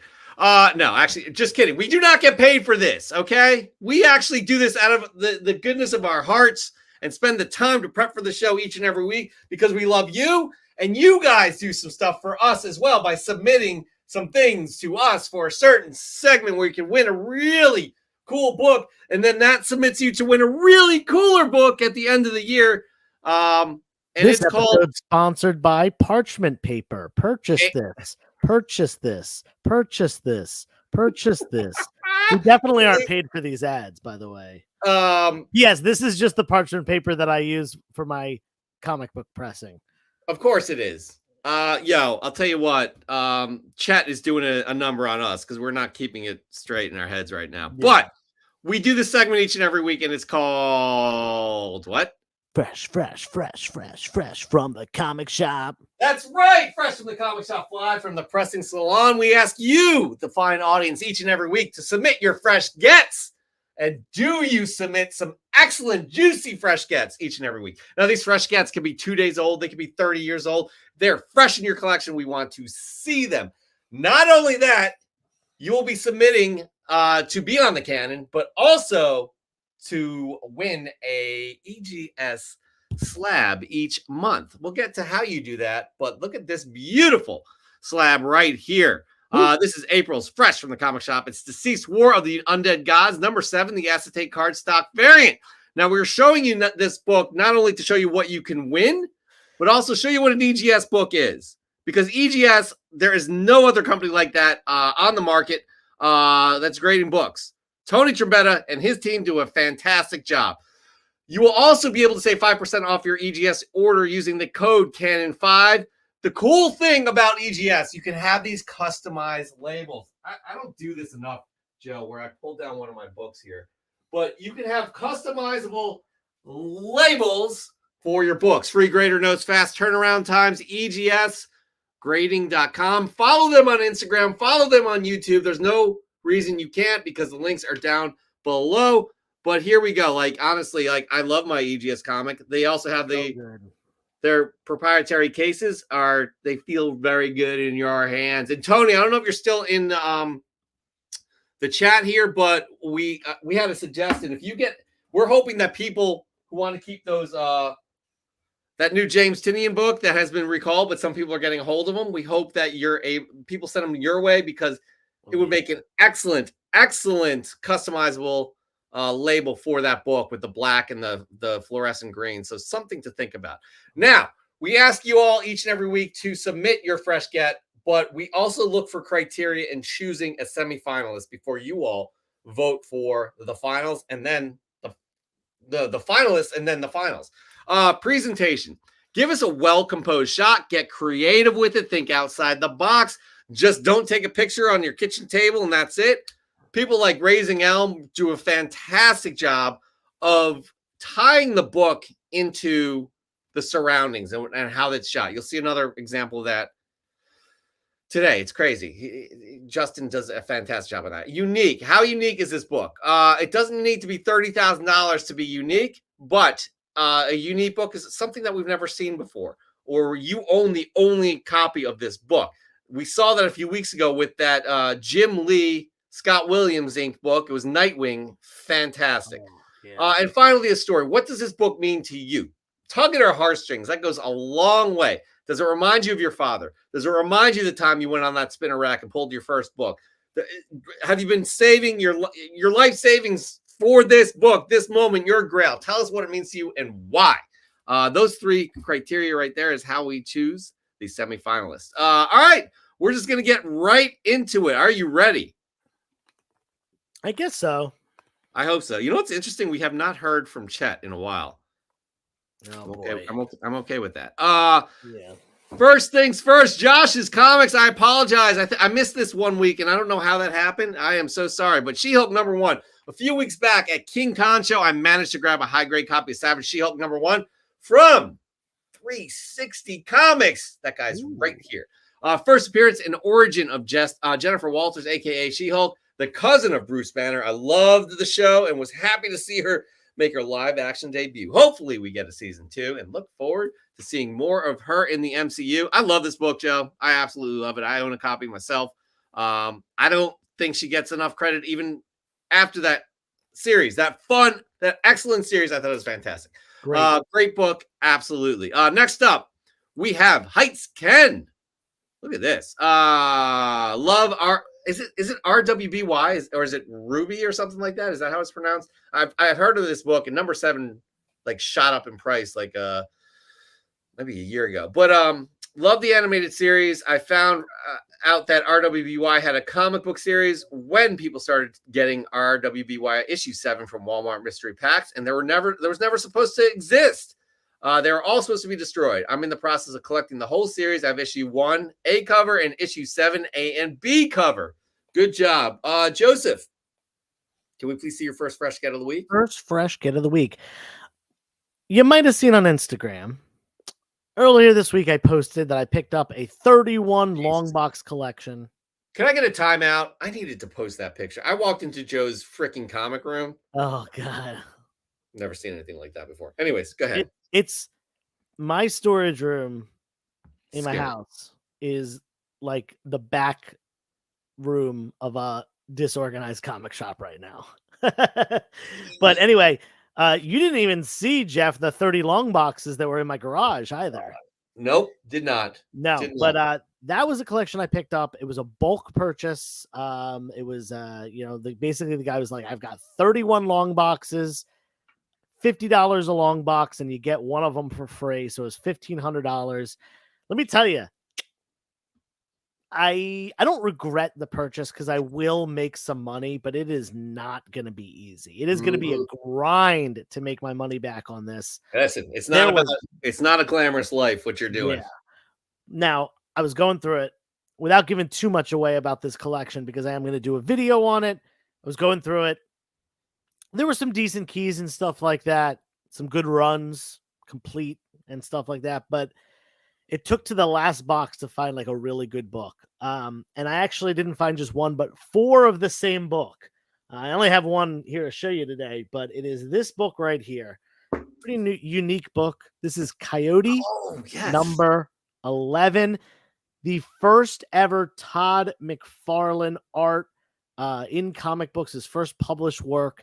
It's not cover, it's interior, and it's not even the main story. It's the backup story, and it's not even a popular title. It's Epic Comics, right? Which is a Marvel imprint. Coyote. This was Tom McFarlane's entry, his foot in the door. And the really cool thing about this is I thought this was really cool. I didn't notice this first because I've never opened this book, but I want to say it was Mike, Pope of Chillytown, was over on Saturday. And he pointed something out about this book. He opened it up and he was looking for the Tom McFarlane art. So he went to the back where the backup story is. And it's almost as if they knew Todd McFarlane was going to be something special, despite this being his first work in art. Because look at this little header at the bottom. it wasn't just, art by Todd McFarlane. We have a big introducing Todd McFarlane, and it says something under that. Yet another new name to conjure with. And he was the penciler for this book. All the other creators, including we have Steve Englehart being the biggest name here, and the rest of the creators, his name really small off to the side, but Todd McFarlane's got the big, bold green letters. They knew something was special with this kid. I think he was like 19 at the time. He was young. And they clearly knew that they had something special. And that they did. One of the greats of all time. And boom. Yeah. 4 copies of that book. So cool. The Pope pulled me over and he's like, yo, check this out. Or maybe it was you. I can't remember, but I saw that. I was like blown away too. I've never seen anything like that. So cool that you got that book. So, but you're not eligible to move on to the semifinals. I'm sorry. Yeah. I'm sorry. You took the gig. You knew what you're getting into. So yeah. I won a slab before though. You know what? Rub it in to all these people here. Jesus Christ, you're almost as bad as Chet. Moving on. We got Marvel Man 616 Comics. Today's pick is Avengers. Have you seen this one? I don't know if you heard of this book. Listen, today's pick is Avengers 57, the first appearance of Vision. My local comic shop got a bunch of Silver Age key books in, and this is a book I've had on my radar for some time. Gave me a good price on the book, and so I had to grab it. I mean, you can't go wrong, especially if you're happy with the price. You cannot go wrong with this book. Love it, love it, love it, love it, love it. I'm going to give you my first fresh get of the week because we don't have a lot of people that submitted this week. That might be good because it's almost 10 o'clock and I'm sleepy already. It's been a long show. I mean, chat. All right, so I may need some help. No, you know what? Actually, I want to just do this. I went into a comic book shop I'd never been to in Philly before. What was it called? Ontario Street Comics. Yeah, it's a mess, but it's a fun mess. You know what I mean? You feel like you're going to run into something. It's dirty. I didn't find any gold there, but I got this. I never was able to pick it up. I got Star Wars Visions #1. Oh, nice. Very cool cover. They had a bunch of these. I only picked up one. It's a key book because it has, I think, another Jedi in here that was in the series on Disney Plus. But it's like, screw it, $5. It was cover price, so I was happy about that get. Moving on. I don't. You kicked yourself off? Somebody got kicked off today. Wow. All right. Moving on. We have, who do we have? We have Into Oblivion. Look at this. I like this book. Yep. My Greatest Adventure #80, CGC 4.0. Off-white pages, first team appearance and origin of Doom Patrol, Chief, Negative Man, Elastigirl, Robot Man, and first appearance of General Immortus. World's Strangest Heroes. The original Doom Patrol first appeared in June 1963 and was created by writers Arnold Drake and Bob Haney, along with artist Bruno Premiani. Doom Patrol it's growing kind of a niche fan group because it's such a crazy show on HBO Max. So I'm happy to see that. Good pickup right there. Who's in the house? Kamikaze is in the house. Love seeing you, buddy. We don't see you enough. And you know what? You're doing great things and we support you and appreciate you. That's all I have to say. Follow Kamikaze, everybody, because that guy, very creative. All right, moving on. Okay, this is what we said. Raising Elm Comics. He's not eligible, I don't think, because he gave his slab away that he won. Yeah, he's re-eligible. I think so. Justin, let us know in the comments because you're an honest man. Again, look, guys, this is what we're talking about with Raising Elm. Do you ever find yourself reading a book or series that's so intriguing that the world around you just disappears, almost like your head is in the clouds? I haven't read the whole series yet of the original Star Wars Marvel run, but the few books I have read have been very enjoyable. Just picked up a solid newsstand copy of Star Wars 43 for Elijah's PC. That's his son, obviously. Hence the name Raising Elm Comics. Of course. I love it. I love because, the Cloud City theme, you got clouds in the background there. Absolutely outstanding. So good stuff, Justin. Everybody just take note. Justin does a great job, and he gets very creative with his shots. All right, Joseph, your second fresh get of the week. What do you got? Ooh, okay. So this was a flea market find this morning. This morning. Yes. This morning I got up very early, despite having I'm an out. exhausting day. Justin is in the semifinals. That's what it was. I knew that's why he wasn't eligible. Okay. But he did win, and he gave his book away. Gotcha. Anyway, I was at flea market this morning, up very early before I went to a comic show. It was a very busy day today. I also visited my grandma. Did you go to Home Depot? What? It's just a step. What are you saying? What are you saying, guy? Just an old school reference. Anyways. Okay. There was a table of comic books, not a ton of them, couple, and I pulled some out. But there were also some, collected editions, some trade paperbacks, and this is actually a hardcover. And let me just show you this. Usagi Yojimbo. This is Dice Show. This is, nice. I believe, volume 7, hardcover. And I was like, oh, this is cool. What is this? I was curious as to what it was, compiling, because I had never seen this particular one before, especially in a hardcover. You don't really see a lot of Usagi stuff in a hardcover.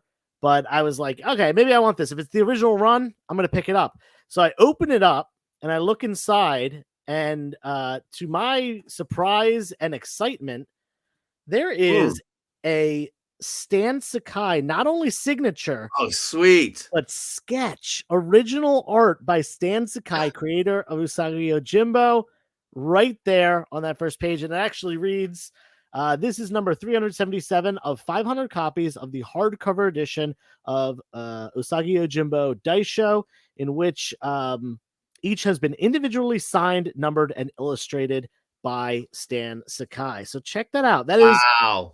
I asked, how much are your comics? How much are your other books? And she said $1 each for everything. So this cost me $1. Oh my God. $1 for original Stan Sakai art. I will take that any day of the week. We got incoming. I can't do anything about this. Oh, what's that you have there, Joe? Usagi Yojimbo? How cute. I didn't realize we were showcasing children's comics today. Let me show you how it's done.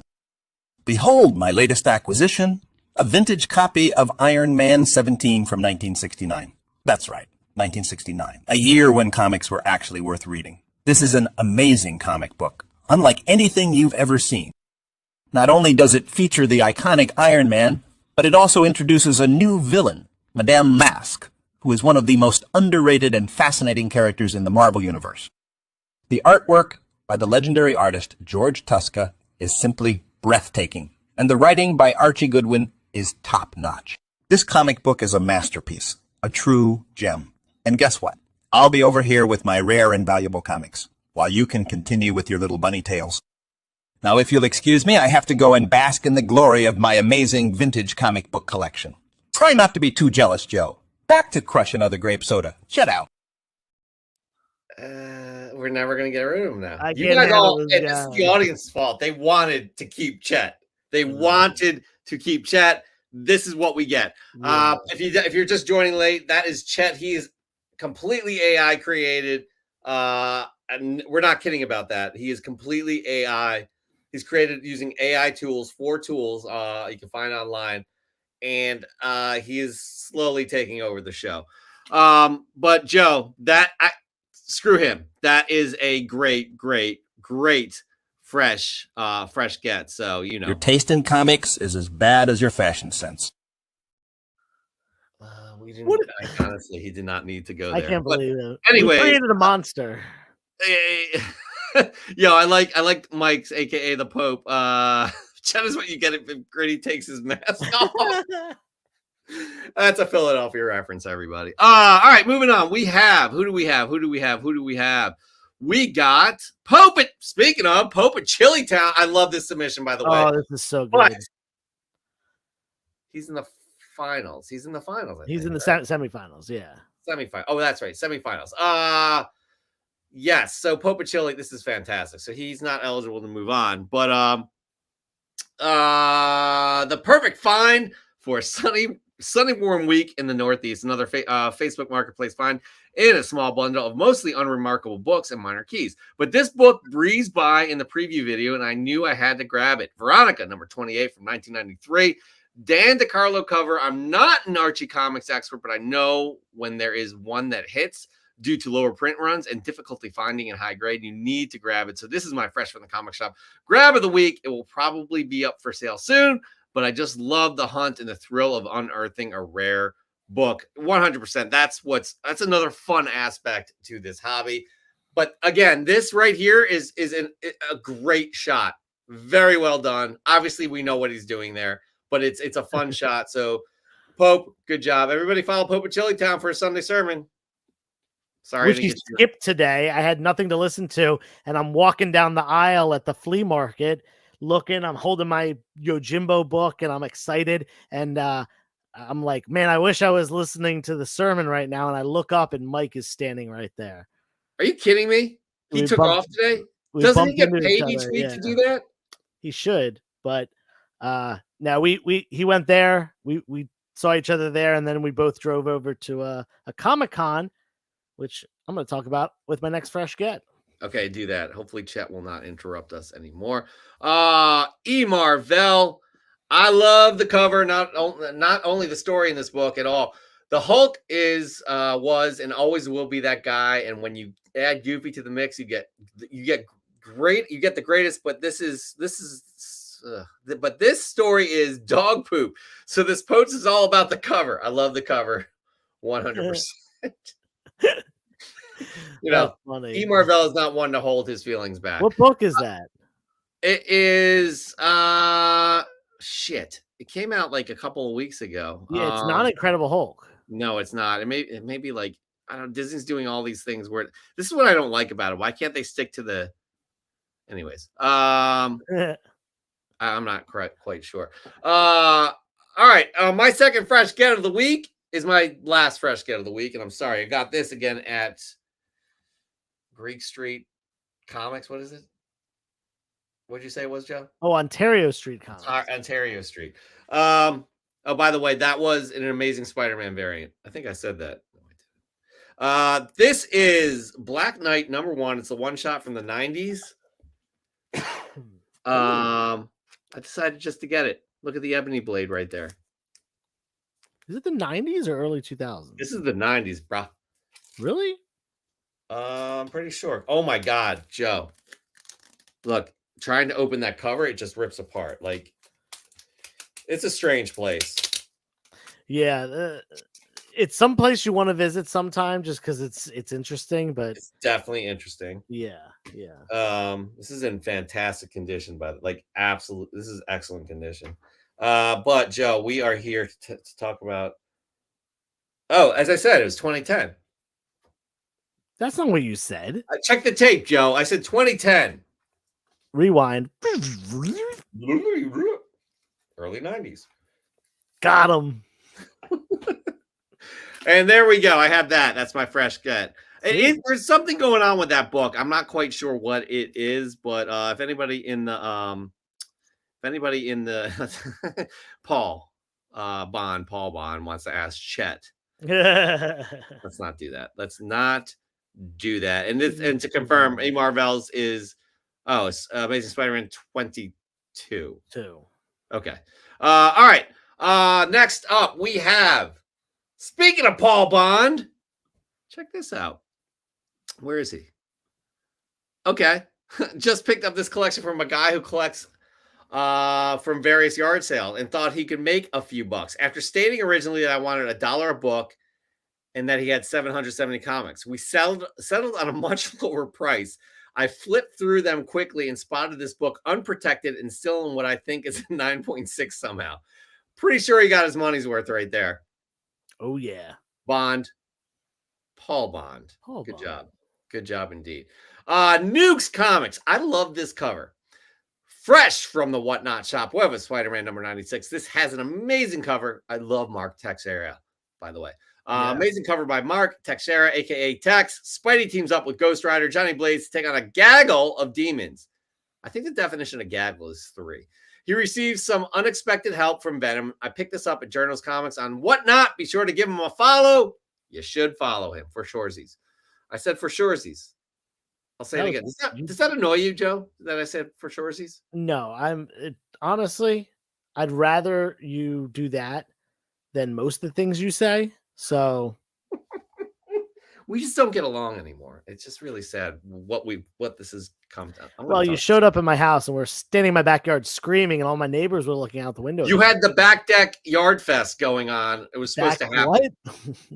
Backdoor comic fest. Just show you. Yeah, Delirium is it my turn again? All right. Yeah. Like I said, I went to a show today. Small little Comic-Con, little comic show. Dealers, a couple local comic shops set up. My buddy, Nemesis Prime, aka Justin, he came over to me. I was digging through some Silver Age stuff, looking for some deals, and he came over and he goes, "Yo, you got to go over there." And I was like, "Why?" And he said, "There's a guy, bunch of hip hop variants and bunch of Scotty Young variants, $5 a book." And I'm like, okay, the hip hop variants are pretty much all worth more than $5 a book. Mm-hmm. And the Scotty Young variants are worth at least $5 per book. So I went over there and I spent a lot of money. I spent almost $1,000. I bought over a short box of comics. It was a short box plus a stack about that big. And then there were also some wall books. And this is actually one of the wall books, also a variant, but a little bit different. This is Champions, number one. Beautiful. First appearance of this Champions team. Kamala Khan, Miles Morales.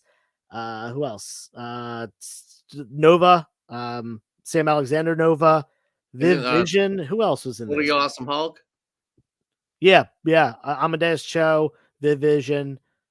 I think I'm missing someone, but nonetheless. Not only is this the Alex Ross variant cover, very popular artist, really great cover of them burning their Avengers membership cards. This was the 1 in 100 variant cover. Shut up, dude. This was on their wall for $50. And I was like, that seems like a really good price on a 1 in 100 of a decent modern key. I look it up. The cheapest one that sold on eBay recently was $137. They had it for $50. I said, yeah, I'd like that. And I pulled it down. I said, they had multiples of like almost all their books. Like I got like 20 copies of Star Wars The Force Awakens 1. And I was like, you don't have multiples. I jokingly was like, you don't have multiples of this, do you? Given that it is a 1 in 100. And the guy goes, let me check. And he checks, and I expect nothing. And he pulls out 2 more. Oh, dude. So, I paid $50 each on 3 of these. Good for you, dude. 9.8s. Ready for this? 9.8s, $500. Good for you. I am very happy to hear that. Might throw these in a pre-screen. Yeah, absolutely. Nukes is asking, was that Chet's booth? It was not Chet's booth. Would you? The guy, I got introduced to the guy who ran the booth, and I wish I remembered his name now. But I think he works at like a local comic shop. He's a friend of a friend. That's just how I got introduced to him. But yeah, that was crazy. Yeah, crazy good stuff, finds there. Good for you. Very happy to hear you getting those finds. The rich only get richer, but I'm happy. I'm not rich. Yeah, you live in a mansion and there are goats. You were at my house. He has goats in his yard and the driveway, and they're no goats. There are no goats. Absolutely no goats. It's a mansion on a farm. Anyways, last but not least, we got Mark Lineker, Infinite Crisis 3 and 5. First, Jaime Reyes, and first Reyes as Blue Beetle. I got these at Goodwill of all places as a stack for 10 for 15. So not only was it a $1 bin bargain, it was an actual social virtue. Win-win. Good for you, Mr. Lineker. Good for you. We got a job to do, man. We do. This is going to be a tough one. We have to pick a semifinalist that's going to go up against Pope and Chili Town. Yes. Yeah. So, how many stick out to you? That's tough because there weren't a lot this week. No, there wasn't a lot this week. There wasn't a lot this week, and there were some solid ones. Honestly, the one that sticks out the most to me is ineligible because it's Pope of Chili Town himself. He would have won this week, no doubt. That was a great one. Pope versus Pope. Yeah, honestly, if it's not fair. If we could, we would. But Joe as a coffee fetching intern. No, he got fired. He is no longer a coffee. Now he's a guy who shows up at my house unannounced and yells in my backyard. So this is kind of an interesting choice here. But one that stuck out to me was E. Marvell's. Not only was it, cool book, cool little perspective shot here. He always does a great job with that. Always. Yeah. But also, I love the fact that it was like totally a cover by this book is a piece of shit story. Yeah. It's like, I thought that was, it's unique. It's a Disney crossover into Marvel here. Cool vantage point, and the dude's telling it like it is. What that one stuck out to me. What did you have any that stuck out to you? I'll tell you, there are two that stuck out to me, and these are kind of different circumstances where it doesn't quite fall under the criteria, but I love Nuke's book, and I guess because I love Texera. Yeah, I love this fucking cover. I absolutely love this cover, and I know it's a 90s book. I know there's plenty of them out there, but look at the depth of field right here. The way it's shot, it's well presented. So I really like that. And I also like Paul Bond because of the find that he had, not knowing what books he had in there, getting the box for like $400 or something like that, and then finding this in there. So it's between those two for me. I don't know your thoughts. Yeah, I mean, those two are definitely good. I still like E. Marvell's. I like Paul's because Paul got it for $150. Great, yeah. Oh, 150. Yeah, great story with Paul's. Yeah, that's exactly that falls under the criteria, right? And then great layout for Nukes. Yeah, so it's tough here. Because they all have an aspect. I'm gonna be brutally honest here. None of these like jump out as like, oh yeah, this is the winner. Yeah, I agree. I agree. And that's me telling the audience right now, step up your freaking game. Pope of Chili Town is going to take this one down. This was a slow week for sure. Yeah. Yeah. But hey, it is what it is. You guys can get back on it next. Oh, look, it's the dynamic duo of Clueless and Boring. What's up, Jeff and Joe? What? I despise him. What was the point of that? I don't know. I have no. We were just trying to do a job here. We're not going to do. The Pope is not going to win this week. Clearly, can't win. Paul Bond is trying to have that. I know he's really rooting there. Yeah, he's rooting against himself because he's one of his contenders. I honestly, I'm going to go with this is a picture contest. I'm going to go with the most aesthetically pleasing one, which is Nukes to me. I agree. I was 100% right there. Okay. Yeah. So congratulations, Nukes. You are moving on to the semifinals, going up against the Pope of Chili Town's Easter themed picture. This was a fun-filled packed show, and it's we're going a little over, but and it's been a long weekend for both of us. But I'm so tired. Yeah. I want to say to Joe, I appreciate you. I had an excellent time yesterday stopping by your house, hanging out with the Pope, hanging out with Alex, the collecting dude, hanging out with Comic Dunes, aka Jeff, Justin, Nemesis Prime. Who else was there? I said the Pope, right? It was just a great time. Just even watching you do whatnot sales or whatever it was. It was a good time. So I'm gonna try and make it down to that backyard deck fest. Sensational Comics. Good one. That was good. Yeah. Yeah. I'm gonna try and make it down in 2 weeks or less than 2 weeks now. But listen, we appreciate you. I appreciate you, and I just want to like sincerely say that it was a very good time. But yeah, any final words? By the way, thank you to the audience. Again, we hope you enjoy Chet. He's part of the show now. He will be with us every week, which is interesting. It's definitely something. It's definitely something. So, let's give him some. Chet, do you have any parting words you want to kind of give the audience for this this episode? Thanks for having me, guys. I always enjoy teaching those who don't know much about comics. You're welcome. It's been... He's such a dick. We appreciate all you guys here in the audience. Again, this is a community. We love how we've all built this together. We love having these fun inside jokes. We hope Chet becomes part of that too.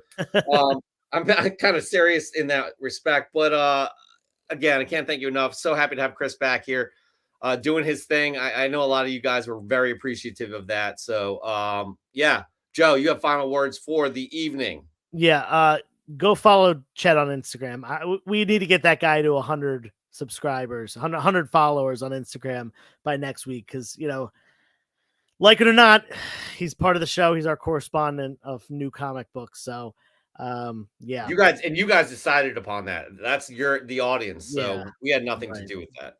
So.